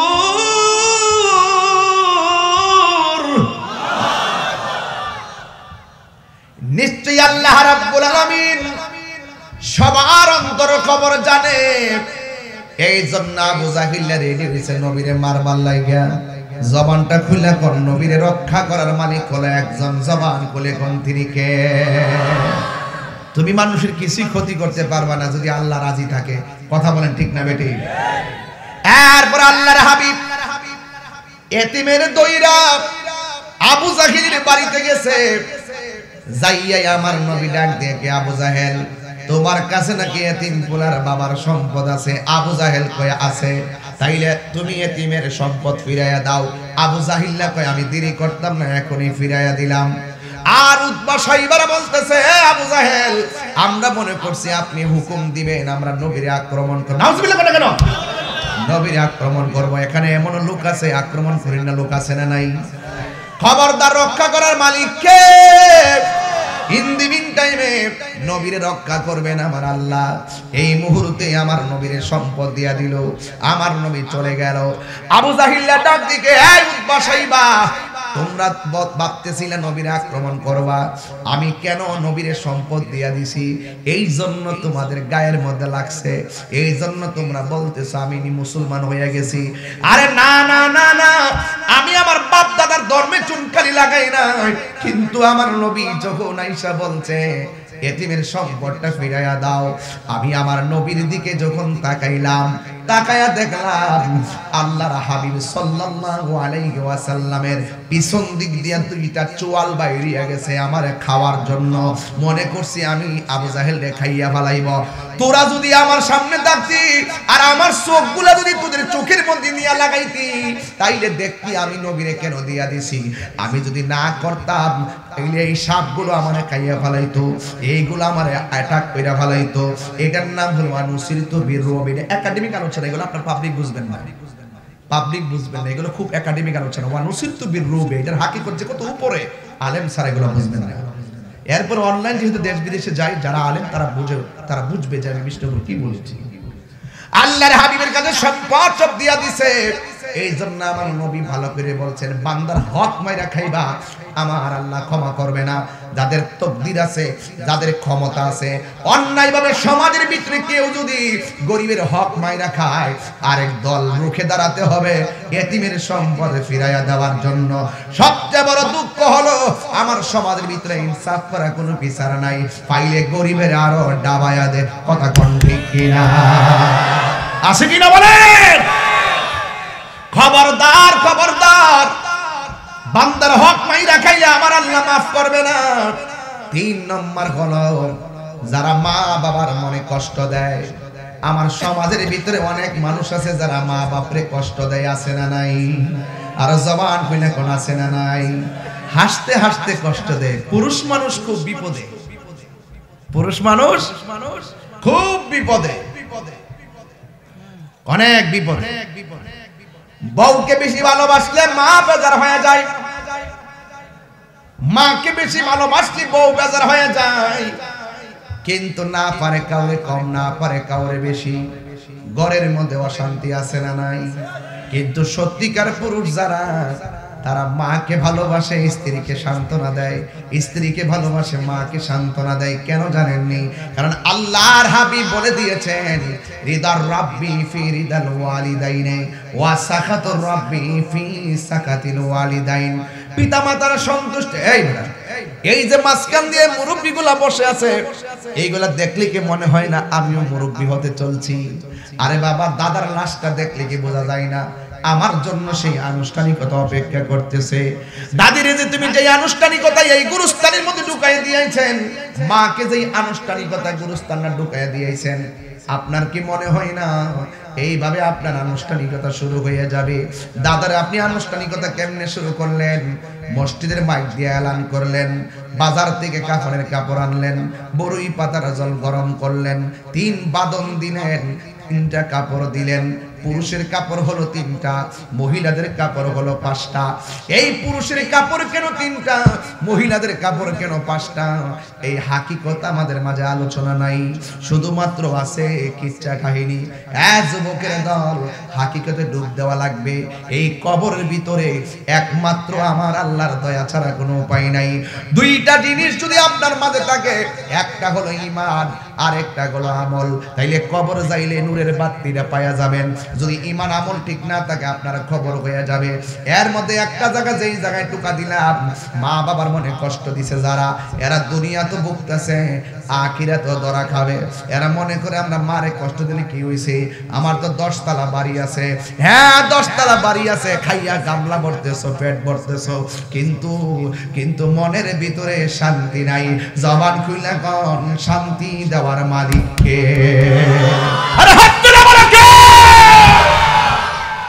খোদার কসম, হে যুবকের দল, আল্লাহর কসম করে বলি, শীতের মধ্যে মা কবরে পড়ে আছে, হাড্ডিগুলা বিছাই রইছে, যায়া দেখার কিন্তু ক্ষমতা নাই।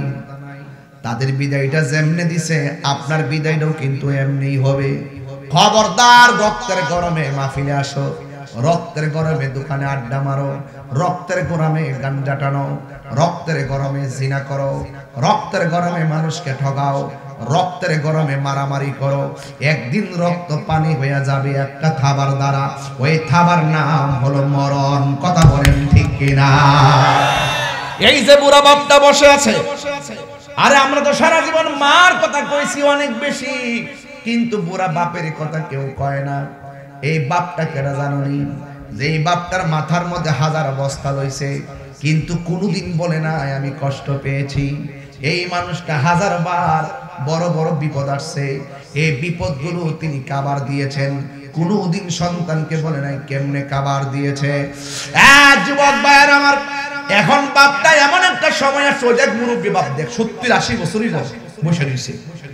এই 70-80 বছরের বেড়ায় এমন ভাবে কষ্ট করছে, সন্তান কইরা জীবনটারে পানি কইরা ফেলাইছে। এখন সন্তান বড় হইছে, সন্তানের চাকরি হয়ে গেছে, এই বাপটা এখন ঘর থেকে বের হইতে পারে না। বাপের স্বপ্ন ছিল, আমি যদিও সারা জীবন তুলার বোঝা পাইছি, আমার পোলার জন্য আমার দিন কাটাইছি, কিন্তু আমার পোলাই একদিন সুপ্রতিষ্ঠিত হবে, আমি বুড়া হয়ে গেলে আমি বেকার হইয়া যাবো। এই ডরে সন্তানটারে মানুষ বানাইছে। আমি বুড়া হইয়া গেলে ঘর থেকে আমি বের হতে পারবো না, এই ডরে তোরে মানুষ বানাইছে। আমি একসময় অসল হইয়া যাবো, আমার ছেলে হবে, ছেলের বউ হবে, নাই নাতনি আসবে, ওরা আমার বাচ্চার মতন আদর করে রাখবো। কথা কর না বাজান, ঠিক না বেটি? আজকে সমাজের ভিতরে কন্টিনিউ বাপটা অবহেলার মধ্যে আছে। যেই স্বপ্ন দিয়ে ফুলারে বিয়া করাইছে, ওই ফুলার বউরে দিয়া 1 ওয়াক্ত নামাজের ওজুর পানিও পাই নাই, বরং শীতের ভিতরে টিউবওয়েলে যাইয়া পানি, নদীর মধ্যে যাইয়া, ওই পুকুরের মধ্যে যাইয়া পানি দিয়া ওযু করতে হয়। আরে যেই ছেলের বউ আসছে 12টা 1টার সময় ঘুম থেকে উঠে, খবর লয় না, এই দুঃখ বলার জায়গা নাই। আরে ভাই অসুবিধা নাই, আরে আরেক বেচারার মেয়ে যেটা মন সেটা করতে পারে। নিজের সন্তানটা যে দেখছে বাপ কত কষ্ট করছে, এই সন্তানটাই তো বাপের খবর নেয় না। এই ব্যাপারে আমার রাসূল, আপনার রাসূল বলেছেন, রিদার রাব্বি ফি রিদাল ওয়ালিদাইন ওয়া সাকাতুর রাব্বি ফি সাকাতিল ওয়ালিদাইন। পিতামাতার সন্তুষ্টিতে আল্লাহর সন্তুষ্টি, পিতামাতার অসন্তুষ্টিতে আল্লাহর অসন্তুষ্টি। এই জন্যই তো আমার নবী, আপনার নবী বলেছেন, বাবাকে তোমরা কাবা জানিও, এখন না, বাবাকে তোমরা কাবা জানিও, মদিনা জানিও মাকে, যদি গতারা বেঁচে থাকে। বলেন না, বাবাকে তোমরা কাবা জানিও, মদিনা জানিও মাকে, যদি গো তারা বেঁচে থাকে। ওই আমি সেবি নাই, সেবিতে পারি না আল্লাহ। ওই আমি সেবি নাই, সেবিতে পারি নাই, সেবিও আমার উম্মত, সেবিও আমার উম্মত। এই বাবার মুখেতে মায়ের মুখেতে যে তুলে দিবে গো খানা। অনেকে কইব হুজুর কেমনে খানা দিব, মা তো কবরে শুয়ে গেছে। ও তাহির হুজুর বাপের কেমনে খাওয়ান দিব, বাপটা তো কবরে চলে গেছে। আল্লাহু আকবার বল না কেন? হায় রে আমি কি দিয়া বুঝাইতাম বাপটা কেমন বট গাছের ছায়া ছিল। সারাদিন ঘুরছি ফিরছি কিন্তু কোনো বিপদ গায়ে লাগে নাই। আজকে বাপটা চলে গেছে কিন্তু সিদ্ধান্ত নিতে পারি না যে ডাল ধরি সেই ডাল ভাঙিয়ে পড়ি। এই জন্য আমি বলি বাবার মুখেতে মায়ের মুখেতে। আমার সামনে চেয়ারম্যান ভাইকে জিজ্ঞেস করেন সবার বাইরে, জিজ্ঞান্ত জানেন চেয়ারম্যান হয়েছেন কার দোয়ার কারণে হয়েছেন? তিনি বলবে হুজুর আমার মার দোয়ার কারণে হয়েছে।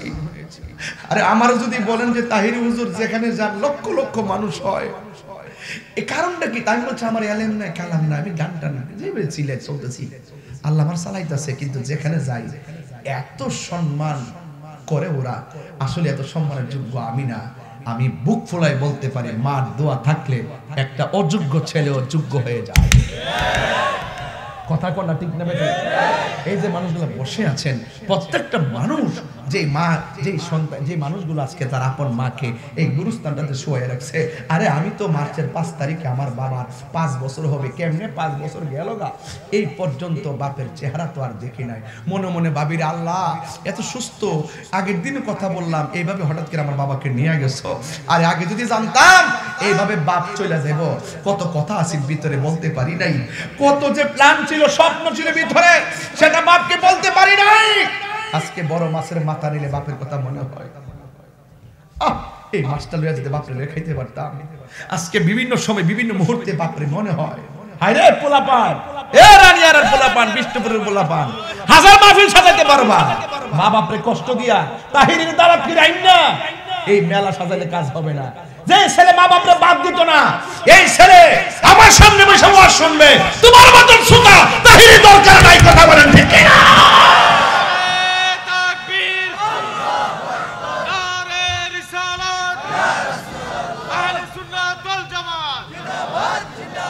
পরিষ্কার কথা। এই জন্য আমি প্রায় মাহফিলের মধ্যে বলি বাবার মুখেতে মায়ের মুখেতে যে তুলে দিবে গো খানা, তাতে খুশি রব্বানা। এই যুবক পায়ে ধরে কই, তোমার মা বাপটা বেশি কষ্টে আছে, তুমি নেশায় হাত দিছো এই জন্য। তোমার মা বাপটা বেশি কষ্টে আছে, বিদেশ যায় মা বাপের খবর লও না।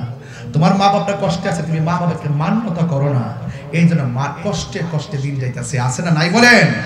বাবার মুখেতে মায়ের মুখেতে যে তুলে দিবে গো খানা, তাতে খুশি রব্বানা। ওই আমি দেখি নাই, দেখিতে পারি নাই, ওই আমি দেখি নাই, দেখিতে পারি নাই, দেখি ওই আমার উম্মত, দেখিও আমার উম্মত। ততবার মার ফোন ব্যাক করে কথা কমো, নাইলে এমন একটা সময় আসবে মার মধু মাখা কণ্ঠ তুমি আর শুনতে পারবে না। কারণ মা 303 103 জ্বর হয়ে গেলে ডাক্তার ওষুধ দেয়, শান্তি লাগে না। মা যখন কপালটার মধ্যে হাত দেয় শান্তি লাগে না। নাই এই জন্য আমার আল্লাহ কই ওয়াহানান আলা ওয়াহানিন, ওয়াহনান আলা ওয়াহনিন, এই পৃথিবীর মধ্যে সবচাইতে কষ্টের পর কষ্ট করে মা এবং বাবা। এখন বলবেন তাহিরি হুজুর কষ্টের পর কষ্ট কি? আমরা তো জানি শুধু ডেলিভারির সময় মার কষ্ট হয়। কেডা কইছে কষ্ট হয় আপনি জানেন না? আরে আপনার মার আজকে যাইয়া বিষ্ণুপুর জিগাইবেন, মা তুমি নাকি আমার লাগা কষ্টের পর কষ্ট করছো। এই কথাটা কোনো মোল্লা কইছে না, এই কথাটা নাকি আল্লাহ কোরআনে কইছে। কষ্টের পর কষ্ট করছে কেমনে জানোনি? তোমার মায়ের যখন বিয়া হইছে প্রথম কয়েক মাস দুমদারাক্কা যেমনে খুশি চলাফেরা করছে, উসাদ থেকে নিচে নামছে, বেড়াইতে গেছে, গাড়ি দিয়া চলছে, কোনো ধরনের কোনো বাধা বিপত্তি ছিল না। যেই মাত্র শুনছে তুমি মার পেটের মধ্যে কনসেপ্ট হয়েছ, সেই দিন থেকে মা আর দূরে হাঁটে না। উসাদ থেকে নিচে নামতে চিন্তা করে নামে, যদি আমার পোলাটা নষ্ট হয়ে যায়। 3 মাসের পর মার কষ্ট আরো বেড়ে যায়।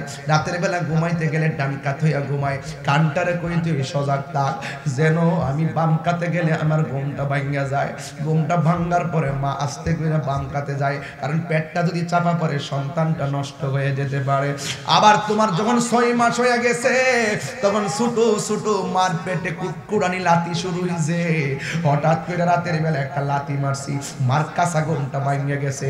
যখন তোমার বয়সটা 8 হইছে, পেটের ভিতরে তোমার শক্তি বাইরা গেছে, তুমি মার কলিজার মধ্যে পেটের তল পেটে এমন ভাবে লাতি মারো, মা লাফ মাইরা উঠে বয়া যায়, চোখের পানি ফালাইয়া চোখের পানি ফালাইয়া চোখের পানি ফালাইয়া কান্দে। বাবা জিগাইছে কান্দো কেন? আল্লাহ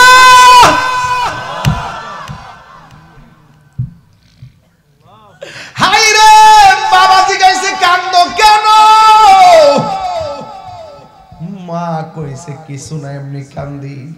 চোখের পানি ফালায় রাত্রটা কাটাইছে। 9 মাসের কালে আরো বেশি কান্না শুরু হয়ে গেছে, কারণ সন্তান পেটের মধ্যে জোরে জোরে লাথি মারে। তখন 9 মাসের পর আর সময় কাটে না। পাশের বাড়ির বান্ধবীরা আনছে, তোরা একটু বস না, একটু সময়টা কাটায়। 2-4 জনে বইয়া মহিলা কথা কয়। হঠাৎ করে মা চোখের পানি ফালায় কান্দে। ওই মহিলা জিগাই কান্দো কেন? এবার মা ডাক দিয়ে কই, কান্দি কি তোরা কি জানোস না? আমার পেটের ভিতরে 8.5 মাসের বাচ্চা, আমি কথা বলতেছি, হঠাৎ করে আমার পেটের মধ্যে লাথি মারছে। বন্ধুরে আমার, ও আমার বিষ্ণুপুরের বাবারা, ও আমার রানিয়ার বন্ধুরা, এবার তোরা কি জানোস না? আমার পোলা আমার পেটের মধ্যে লাথি মারছে, লাথিটা বড় জোরে মারছে। আমি চোখের পানি ধইরা রাখতে পারি নাই, আমার চোখের পানি আমি ধইরা রাখতে পারি নাই। আমার চোখ দিয়া মনের অজান্তে শরম পাওয়ার পরও চোখের পানি ধইরা রাখতে পারি না।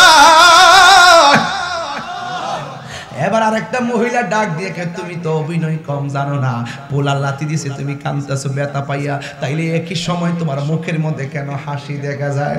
মা ডাক দিয়া কয়, আমি কেন কান্দি জানোস নি?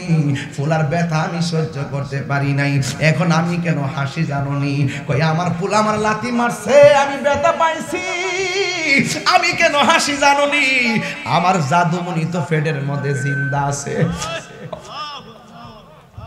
মিয়া কি মনে করেন? মিয়া কি মনে করেন? মিয়া কি মনে করেন আপনারা? প্রত্যেকটা মানুষই তো মার পেটের মধ্যে ছিলেন। মিয়া লাইতেছেন যে মনে নাই? খুব ভালোই তো জমাইছেন দেখা যায় দুনিয়াতে। আরে মার চাইতে যে বেশি আদর করে হে ডাইনি, কথা কন না কেন? আজকে আপনের অভাব নাই, এ বুঝতে যুদ্ধ হয়ে যায়, আলাদা হয়ে যায়। তোর মা তোরে মারছে, তোর মার কি তোর বহার সময় আছে? তোরে যা আলাদা হয়ে যায়, যা যা সংসার বড় লিখের একসাথে থাকে। আর এবার সংসার তো বড় জিনিস না, টাকা তো বড় জিনিস না। আরে লন্ডন থাকলেও তো, আর লন্ডন থাকলেও, আমেরিকা থাকলেও ভালোবাসা যেখানে আছে দূরত্ব কোনো ব্যাপার না। ভালোবাসা দিয়েই মাকে সান্ত্বনা দিয়ে রাখতে হবে। কথা বলেন ঠিক না বেটে? আর আপনি কোন যে কি কন? আপনি কি বুঝাইতে চান আপনি আমাদেরকে? এত সহজে আল্লাহ পাওয়া যাবেন? আরে আল্লাহর ওলি হইতে গেলে কামেল পাস লাগে না, মাস্টার্স পাস লাগে না, মার দোয়া থাকলে কুদাল দিয়ে মাটি কাটে দেখবা ভিতরে বয়ে খবর লিয়ে দেহ আল্লাহ ডিকশনারির মধ্যে এই কুদাল দিয়ে মাটি কাটে বেটা সিন্দি সালা অটো সালা ব্যানগাড়ি সালা রিকশা সালা খবর লিয়ে দেহ এই লোকটা সারাদিনে 500 টাকা রুজি করে না মা বাপরে হিন্দু লুটকির বর্তা দিয়েই খাওয়া, কিন্তু ওই লোকটা মার খেদমত করার কারণে তার নামটা আল্লাহ পাকের প্রেমের খাতায় লিখে রাখছে। ওয়াজ দে করবেন কি প্রেমিক তো হইতেইব, আর কথা কোন না কেন, আর প্রেমিক তো হইতেইব। আল্লাহু আকবার বলেন না কেন? আমার পোলাটা তো পেটে জিন্দা আছে, লাথি মারলে কি হইছে? পোলাটা তো জিন্দা আছে। এমন কিছু আজকে যদি আজকে মহিলা আসছে নি ওয়াজ এরারে বাজ্জা মারে জিগাইবেন মা গো ও মা মা একটু জানতাম চাই তোমার অনুভূতিটা কি, ওই মা কইয়া দিব। আরে পেটের মধ্যে বাচ্চা থাকলে বাচ্চা লড়াচড়া না করলে খাওন চলে না, আমার ঘুম চলে না। কিরে আমার ফুলাটা লড়ে না কিনলে গা নাকিতে ফেটে মইনে রইছে রে। আর ফুলা যত লাতি দে কান্দে কি হয়, আমার মনে মনে খুশি আমার ফুলা তো ফেটের ভিতরে জিন্দা আছে। কথা কন না কেন? এই মা তো এই কষ্টের পর কষ্টের কথা বলছিলাম, এটা তো ভাল লাগে না, এটা তো একটা কষ্টের কথা। আমি এই জায়গাতে খুব দুর্বল। ওই মা ডাক দিয়া কয় ও বাবা, রাতের বেলা তুমি আমার লাথি দিয়েছো, কষ্ট পেয়েছি, আমার ঘুম ভেঙে গেছে, কিন্তু আমার একটা কষ্ট পাইছি, দুপুর বেলা ব্যথা শুরু হয়ে গেছে, 10 মাস টাইমে পইরা গেছে। পাশের বাড়ির মহিলা ডাক দাঁড়ালাম, দেখে যাস না গো সখিনা, আমার মনে হয় বাচ্চা হওয়ার সময় হয়ে গেছে গা, পেটের ব্যথা আর সহ্য করতে পারি না। মা ঘরের দরজা লাগাই দিছে, পাশের বাড়ির মহিলা দরজা লাগাইয়া দিয়েছে। দরজা লাগাইয়া ওই ঘরের ভিতরে মহিলারা বসতে 3 জন 4 জন বইয়া দরজা জানালাগুলো বন্ধ করে দিছে। আরে জামাই ওই সময় জামাই যতই খারাপ হোক না কেন, সন্তানের ডেলিভারির সময় জামাইটা বারবার কি কই জানেন নি? আল্লাহ আমার সুস্থভাবে সন্তানটা দিও, 5 অঙ্গ ঠিক রেখে সন্তানটা দিও, আমারে কলঙ্কি কইরো না, আমার স্ত্রীটারে তুমি বাঁচাইয়া রাখো। কেন জানেননি? এমন কোনো দিন নাই ডেলিভারির কেসে বিশ্বে মহিলা মারা যায় না। কথা বলেন না ঠিক কিনা? আল্লাহর হাবিব বলেন ডেলিভারির কেসে যদি কোনো মহিলা মারা যায়, ওই মহিলাকে আমার আল্লাহ শহীদের মর্যাদা দান করে দিবে। এমন মর্যাদা মহিলাদেরকে আমার আল্লাহ দান করে দিয়েছে। বন্ধুরে আমার, ও যুবক ভাইরা, এবার মা দুঃখিনী ঘন্টার পর ঘন্টা, ঘন্টার পর ঘন্টা প্রসব বেদনায় কান্দে, আর মহিলারা মাথার মধ্যে হাত বুলাইয়া দে, কান্দো না বোন কান্দো না, মাথার মধ্যে তেল দিতেছে, পানি দিতেছে। মা কান্দো না গো বোন, কান্দো না, একটু ধৈর্য ধারণ করো। আর ওই সময় মহিলাদেরকে মা ডাক দিয়া আগে যদি জানতাম পেটের মধ্যে বাচ্চা নিয়ে প্রসবের সময় এত ব্যথা হবে, জীবনেও পেটের মধ্যে বাচ্চা নিতাম না। ডাক্তার বিজ্ঞানীরা বলেছে যেই পরিমাণ ব্যথা হইলে মানুষ মারা যায়, এর চাইতে কোটি গুণ ব্যথা হয় মার প্রসবের সময়। এরপর আল্লাহ বাঁচায় রাখে দেই, কেন আমরা মারে দেখতাম পারছি রে ভাই। যুবক ঘন্টার পর ঘন্টা মা প্রসব বেদনায় কাতরাইছে, আর সন্তানটা আস্তে আস্তে ডেলিভারি হওয়ার পরে মার হাত লড়ে না, মার পায়ে লড়ে না। ওই মুহূর্তে দাইমারা বালা করে জানে ডাক্তারের স্যালাইন দিয়া মার জ্ঞান ফিরানো যাবে না, ডাক্তারের স্যালাইন দিয়া মাকে সান্ত্বনা দেওয়া যাবে না।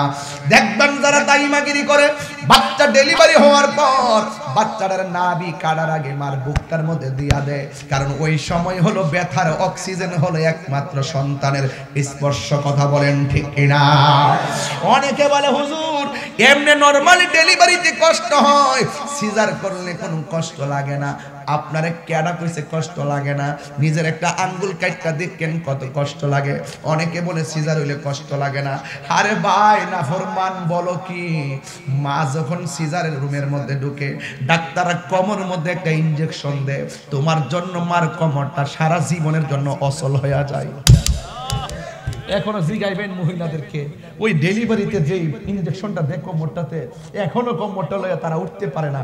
এই যে এত বড় ভালো কোমরটা যাই না শুই না বুঝা, আরে আমার পুলার জন্য দেয় ইনজেকশন কোমর বাঁকা বইরা, এরপরে একটু আঙ্গুল কাটলে কত কষ্ট পায়। আর আমার জন্য আমার মার পেটটার 7টা পাল্লা কাইটটা ফালাই। এইটা কি বাজার সাধারণ কথা নাকি রে বাবা? পেটটা কাইটটা লাইছে একমাত্র তোমার জন্য।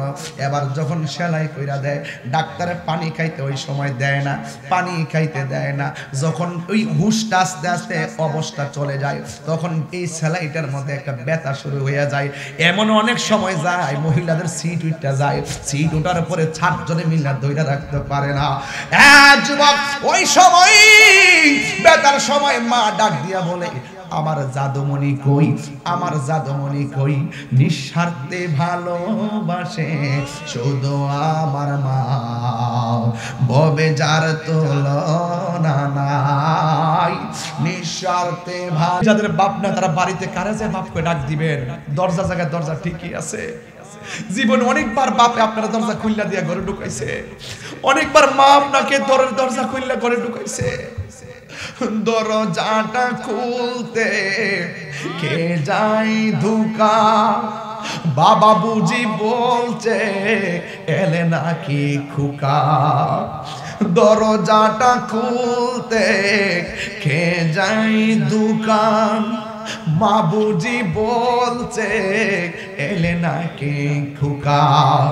বুকের ভেতরটা নড়ে চড়ে ওঠে, চোখে বেয়ে জল নেমে আসে, শুধু মানে শুধু বাবা নেই, শুধু বাবা নেই, শুধু বাবা নেই। এই আজাদ মিয়ার বাপ নাই দুনিয়ার ভিতরে।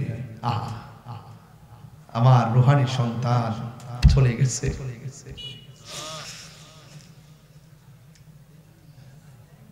দরজাটা খুলতে খে যাই ধোকা, বাবা বুঝি বলছে এলে নাকি খোকা। বুকের ভেতরটা নড়ে চড়ে উঠে, চোখ বেয়ে জল নেমে আসে, শুধু মানে শুধু বাবা নেই, শুধু মানে শুধু মানে। ও বন্ধুরি কি দিয়া বুঝামু বাবা কেমন নিঃস্বার্থ ভালোবাসে, কিভাবে বোঝামু মা কেমন নিঃস্বার্থে ভালোবাসে রে বাবা। এই মা কবরে যাইয়া থাকলে জিয়ারত কইরা যায় নাসকা, এই মা চলে গেছে আর ঘরে আসবে না। ও বন্ধু আমার নবী আপনার নবী বলেছেন আল জান্নাতু তাহতা আকদামিল উম্মাহাত, মায়ের পায়ের নিচে সন্তানের জান্নাত। কথা কোন ঠিক কিনা? শুধু মাত্র তাই নয়, আমার নবী আপনার নবী বলেছেন মা বাবা তোমার জান্নাত, মা বাবা তোমার জাহান্নাম। মা বাবার সঙ্গে যদি ভালো ব্যবহার করো তুমি জান্নাতে যাইবা, মা বাবার সঙ্গে খারাপ ব্যবহার করলে তুমি জাহান্নামে যাইবা।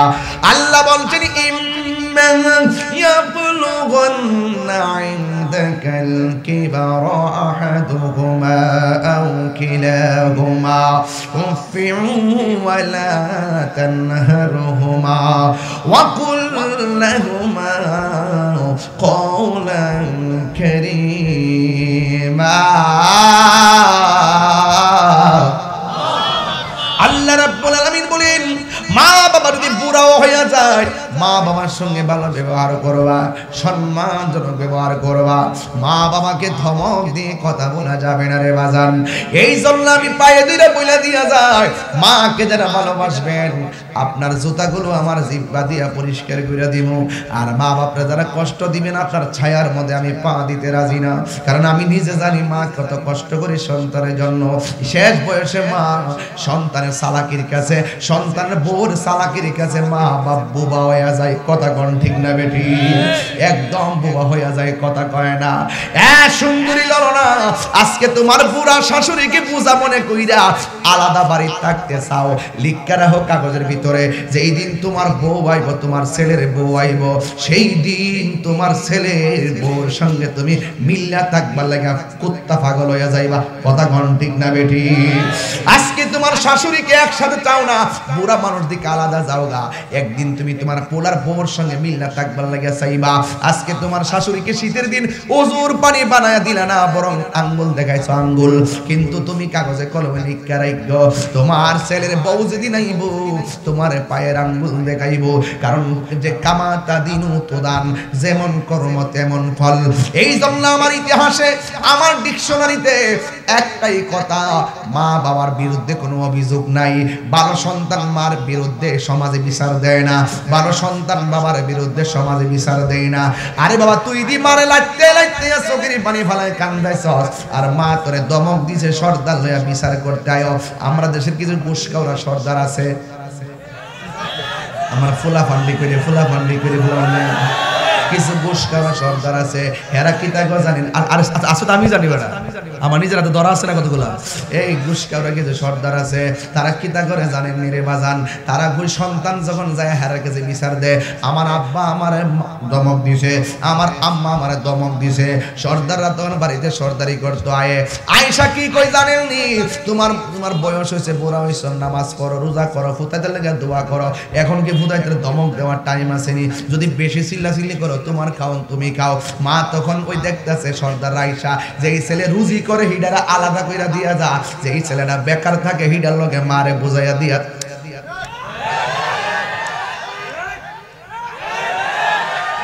জুতাটা লোন লাগেনি, জুতাটা লোন লাগেনি। আমি হইলো তো যা মধুরের কথা ডাইরেক্ট কইলাম বলে, এই কার লাগে আসলে বিচার দিবার লাগে? হুন্ডে তোর মার বিরুদ্ধে তোর মা তোর বকছে, খবর বকছে কয়েকবার। ও তোর মা তোর বসছে, তোর মা জুতা দা বাইরে লো, আমার কাছে বিচার দিতে পারত না। মার বিরুদ্ধে কোনো অভিযোগ লইয়া আমি যেতে পারতাম না, আমারও মা আছে। কথা কোন ঠিক না বেটি? আরে ঠিক কিনা বলেন? হে যায় বাইন মিলাই দিলে যায় কিতা করে আর আলাদা কইরা দেয়। গজব পর্ব গজব ডাইকাই না কইয়া দিলাম। মায়ের কান্দন কান্দেন না জোরে, আমার ফুলা ভান্ডি কই? আরে মায়ের কান্দন যাবত জীব, 2-4 মাস বোনের কান্দন রে,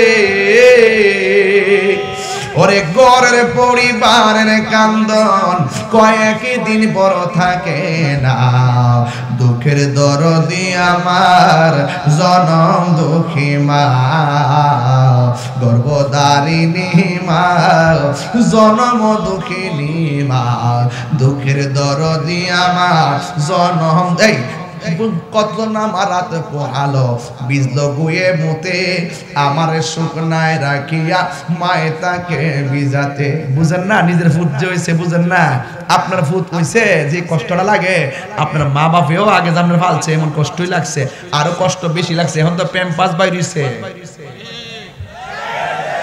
আর এখন তো শীতের খেতা একটা ভাসতে পারিছে, প্রস্রাব করলো উপর দা বাসে না নিচে জায়গা। ওই সময় মার এই শাড়ি কাপড় সিরা তেনা বানাইছে, বানায় লইছে, মার কাপড়ও বিচ্ছে, শরীরও বিচ্ছে, ডাইনে মুচ্ছ বামে মুচ্ছ, বুকের উপর রাখছে, এরপরে লইয়া বইয়া রইছে। এইভাবে কিন্তু একের পরে এক রাত কাটাইছে। হ্যাঁ, কত নামারাত পোহালো, বিজলো গুয়ে মুতে, আমার শুকনায় রাখিয়া মায়ে তাকে বিজাতে। ওরে অসুখ হলে দেখি চাইয়া, মাই রইছে বিছানায় বইরা গো, অসুখ হলে দেখি চাইয়া, আমার মায়ের রইছে বিছানায় বইরা গো, আমায় আল্লাহ যাও বলইয়া সন্তানের নিও না।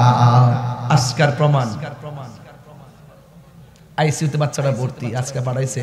হুজুর আপনি তো সবসময় দোয়া করেন, আমার ফুলার লেগে দোয়া করেন যেন আমার জীবনের বিনিময় হলো যাতে তারে আয়াত বাড়াই দেয়। এই যে আইসিইউতে বাচ্চাটা বাড়াইছে আমার কাছে, ঢাকার থেকে এখন আইসিইউতে আছে। এই মা বাপ কি জানো কি, আমার বাড়িতে চেয়ারম্যান স্বপন ভাই যেখানে আছে, মোস্তাক ভাই আছে, আমার বাড়িতে আমার ঘরের লোকে ঘর, তুমি চিনবা ফিরোজ কাকার ছেলে জুয়েল, ওই মাদ্রাসার পাশে বাড়ি, তার মেয়ের 2টা কিডনি নাই, ওই ইন্ডিয়াতে নিয়ে গেছে, কিডনি একটা লাগাই লইছে। যে গেলাম কিডনিটা কত নিছে, কত বাবির নিজের কিডনিটা মেয়েটারে দিয়ে দিছে। আমি মনে করতাম আগে এগুলো মনে কাল্পনিক রে ভাই, ওখানে আমার বাস্তব জীবনে এসে দেখলাম যে না, আরে পৃথিবীতে মা সন্তানকে দিয়া দে। ওই দিন ওই যে হুমনাতে আমার এক ছেলে বাড়ি হলো কাশীপুরের দিকে, তার নাম হলো জহির, মাওলানা জহির। আমার একটা মাদ্রাসা আছে হুমনাতে, ওই মাদ্রাসায় সে শিক্ষকতা করতো। আল্লাহর কসম এই ছেলেটার কিডনি নাই। এরপরে অনেক আমি মাহফিল থেকে কিছু টাকা পয়সা তুলে দিয়েছি, কিন্তু ছেলেটার কিডনি নাই তো নাই, শরীরে এমন হয়ে গেছে গা। হঠাৎ করে ওই দিন ফোন দেখো বাজান কিডনি একটা পাইছি, তখন কিডনিটা প্রতিস্থাপন করতে প্রায় অনেক টাকা লাগে। আমি বললাম যে কিডনি কই থেকে পাইছো? তখন বলতেছে আব্বা নিজের কিডনিটা আমার দিয়ে দিছে।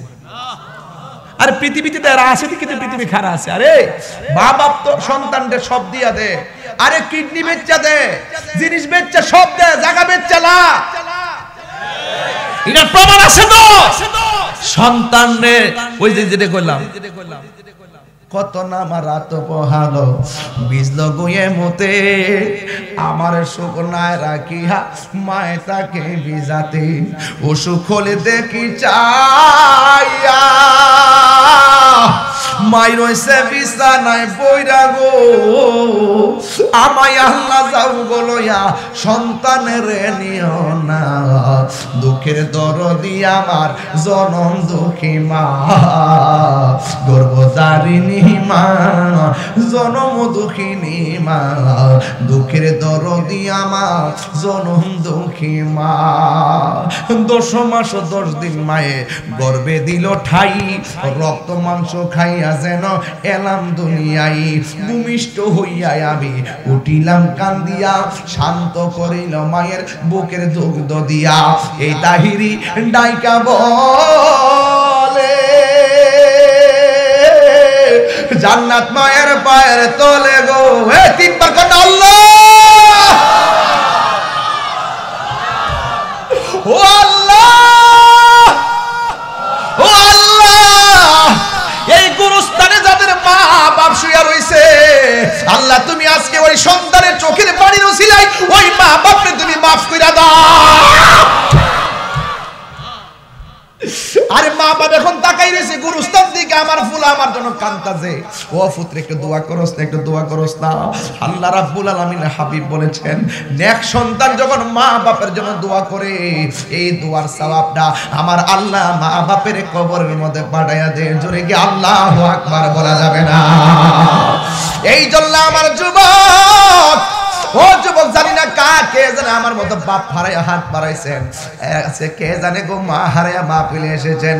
এই মার জন্য যারা চোখের পানি ফেলে কাঁদলো, ও বন্ধু, ও যুবকের দল, একটা কথা মনে রাখবেন, দিল চুললে দিল খেতে হয়, যেমন কর্ম তেমন ফল। মা বাপরে কান্দায়া পৃথিবীতে কেউ সুখী হতে পারে নাই। আল্লাহর হাবিব বলেন, হাসুরের ময়দান যেদিন কায়েম হবে, মা বাবার অবাধ্য সন্তানদের গায়ের মধ্যে আগুনের শিকল লাগাইয়া দেওয়া হবে। আল্লাহর হাবিব বলেন, আল্লাহ এই লোকগুলা কারা গো? কয় তারা দুনিয়ার ভিতরে মা বাপের মনে কষ্ট দিয়েছে। এই জন্য যুবক, মা বাপ দোয়া করলে আল্লাহ কলি হয়ে যায়, মা বাপে বদদুয়া দিলে সন্তানের জিন্দেগি ধ্বংস হয়ে যায়।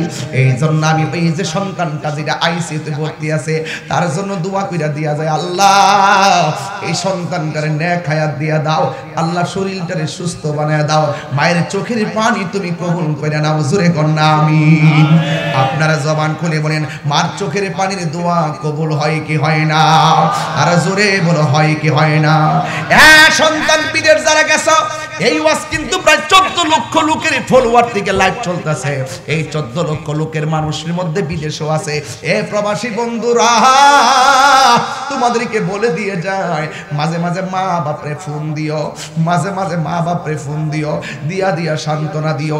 কারণ মা বাপ তোমার কাছে টাকার বান্ডেল চাইতো না, কিন্তু বউরে দিলেও মারে কয়া দিও, জিনিস দিলে মারে কয়া দিও। যদি মারে কয়া না দাও, ওই মানুষটা শেষ বয়স আর বেশি দিন টিকে না।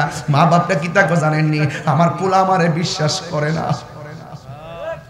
আমার মা কইবা অফুত, আমার বউরে যাই দেশ দে, কিন্তু আমারে কয়া দে, আমি তো তোরে বিয়ে শাদী করাইছি, আমার কি জিনিস কিনবার বয়স আসেনি? যখন জিনিস পরার বয়স ছিল তখন তো জিনিস বেচা তোরে মানুষ করছি, এখন তো বুড়া হয়ে গেছে, আমি কারে দেখাইবার লাগে জিনিস কিনবো? ও পুত্রে, তুই তো আমার বউরে দিবি, আমারে কয়া দে, টাকা ফাড়াইলে আমারে কয়া দে, নাইলে টাকাগুলো আমার কাছে দে, আমি নিজের হাতে বউদেরকে ভাগ করে দেই, আমার নাতিদেরকে ভাগ করে দেই, ফলটা আনবি আমার কাছে দে, আমি নিজে ভাগ করে দেয়। কিন্তু সন্তান গোপনে বউর কাছে দে, গোপনে টাকা দে, গোপনে ব্যালেন্স করে। এই কাজগুলা জীবনেও করবেন না। শেষ বয়সে যদি বাপটারে দইরা রাখতে চান, মানসিক শান্তি দিতে চান, প্রত্যেকটা কথা বাপ আপনি শেয়ার করবেন। দেখবেন মা বাপ খাইবার পাগল না, আরে খাবার কালই তো মনে করেন এই জায়গাতে একজন, দুইজন, তিনজন, চারজন, পাঁচজন, আরেকজন আছে মনে করেন স্বপন ভাইয়ের আম্মা আছে, এই 6 জন আমরা একসাথে খাইতাম বসি, একসাথে খাওয়ার পরে এখন আমি একটা প্রস্তাব করবো, একটা মা বসা আছে, হোক স্বপন ভাইয়ের মা, ভাইয়ের নাম শামীম রাজা ভাইয়ের মা অথবা আমার মা, যে কোনো একজনের মা বসা আছে, এই জায়গার ভিতরে 6 জনের সামনে খাবার যদি বলেন 6 জন খাইতে বসছে, সবাই খাইতেছে, একটা লোক ক্ষুধা লয় কইব আমি খাইতাম না, লোকটা গাড়া আর জোরে গনকে। এই মা কিন্তু হাজারবার ক্ষুধার্ত হইছে কোনোদিন।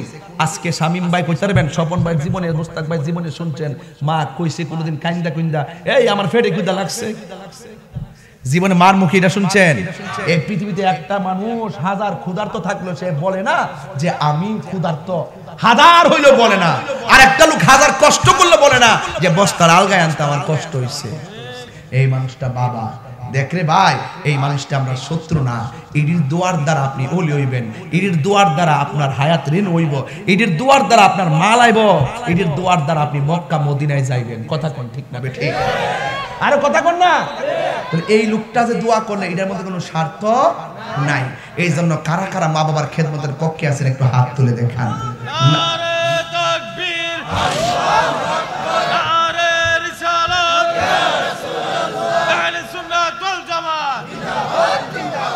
ভাইরা আমার, এখানে একটা গজলের বই আছে, যদি পারেন 50 টাকা করে নিয়ে যায়। তবে যুবকদেরকে আমি একটা কথা কয়ে যাই, যুবক আমি যে লাস্টে মার কথা কইছি আপনার কি বেজার হইছে? আমার কথা হইলে আমি ঘটনা কয়ে তো লাভ নাই, একটু চেতনা লাগবে, যে চেতনাটা সংসারিক জীবনে যদি আমি প্রয়োগ করতে পারি আমাদের জীবনের উন্নতি হবে, আল্লাহ রাজি হবে। কথা কোন ঠিক না বেঠিক? এই জন্য যুবক আপনাদেরকে আরেকটা কথা বলি, যুবক আপনি নেশা করবেন না। নেশা করবেন মনে করেন আপনার বাবার টাকা দিয়ে আপনি খাইবেন, আমার কোনো আপত্তি নাই।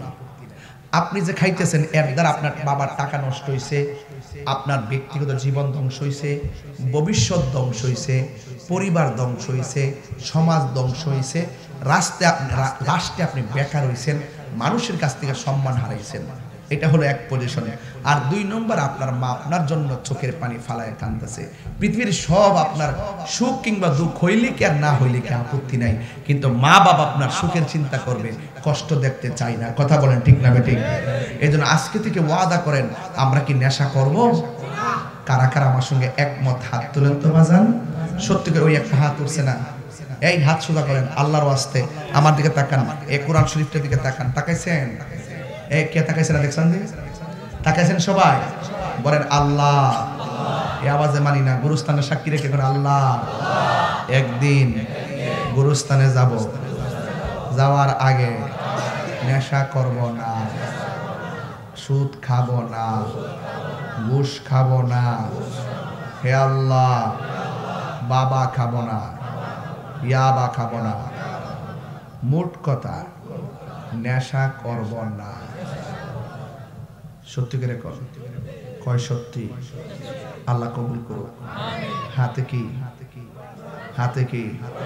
আমি কোরআন নিয়ে দোয়া করলাম, যে ছেলেগুলা এই মুহূর্তে হারাম থেকে বেঁচে থাকার জন্য ওয়াদা করছে, আল্লাহ আপনি এদেরকে এমন টাকার মালিক বানান এরা যেন মদিনায় যায় নবীরে সালাম দিতে পারে,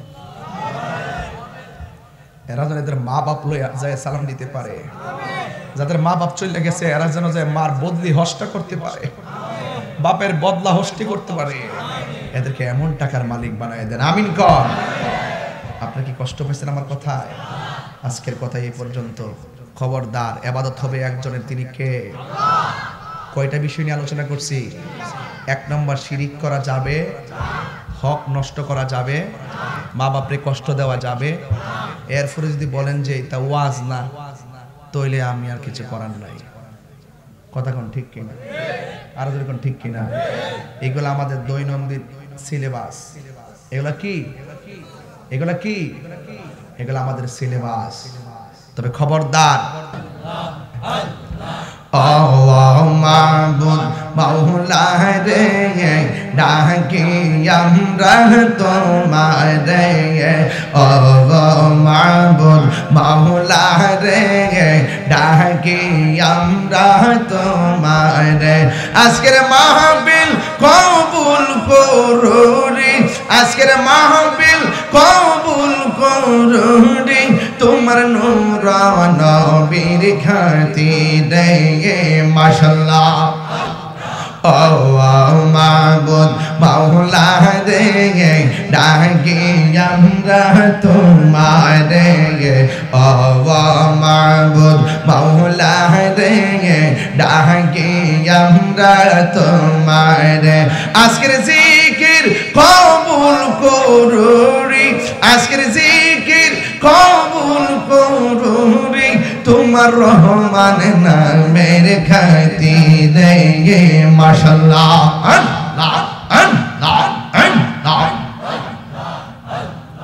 আল্লাহ মাবুদ মাওলা রে ডাকি আমরা তোমারে মাবুদ মাওলা রে ডাকি আমরা তোমারে মাশাআল্লাহ আল্লাহ আল্লাহ আল্লাহ আল্লাহ তুমি মেঘের বানগহ নবীজি তুমি মেঘের বান ও নবীজি তুমি মেঘের বান নয়নে একবার দেখিলে নয়নে একবার দেখিলে জোরাইতাম পরাণ ও নবীজি তুমি মেহেরবান মাশাআল্লাহ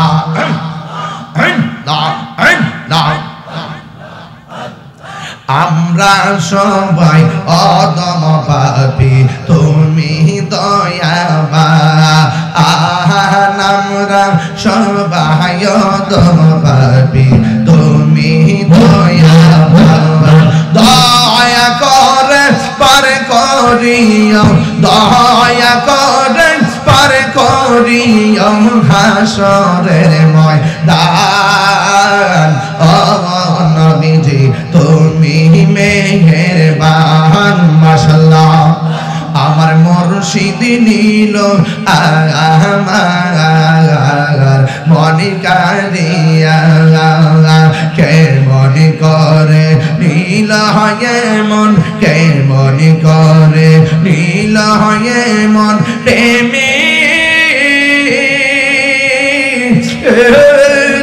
ডাকি দিয়ে ইয়া গো আমার মুর্শিদ নীল আমার মনে কারিয়া মাশাআল্লাহ আল্লাহ আল্লাহ মুর্শিদ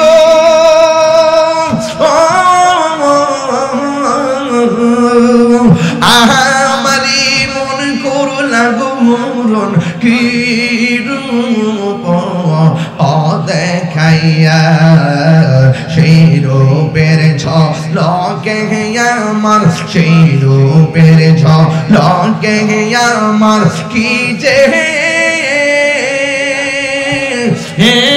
গেল আমার মুর্শিদ নীল আমার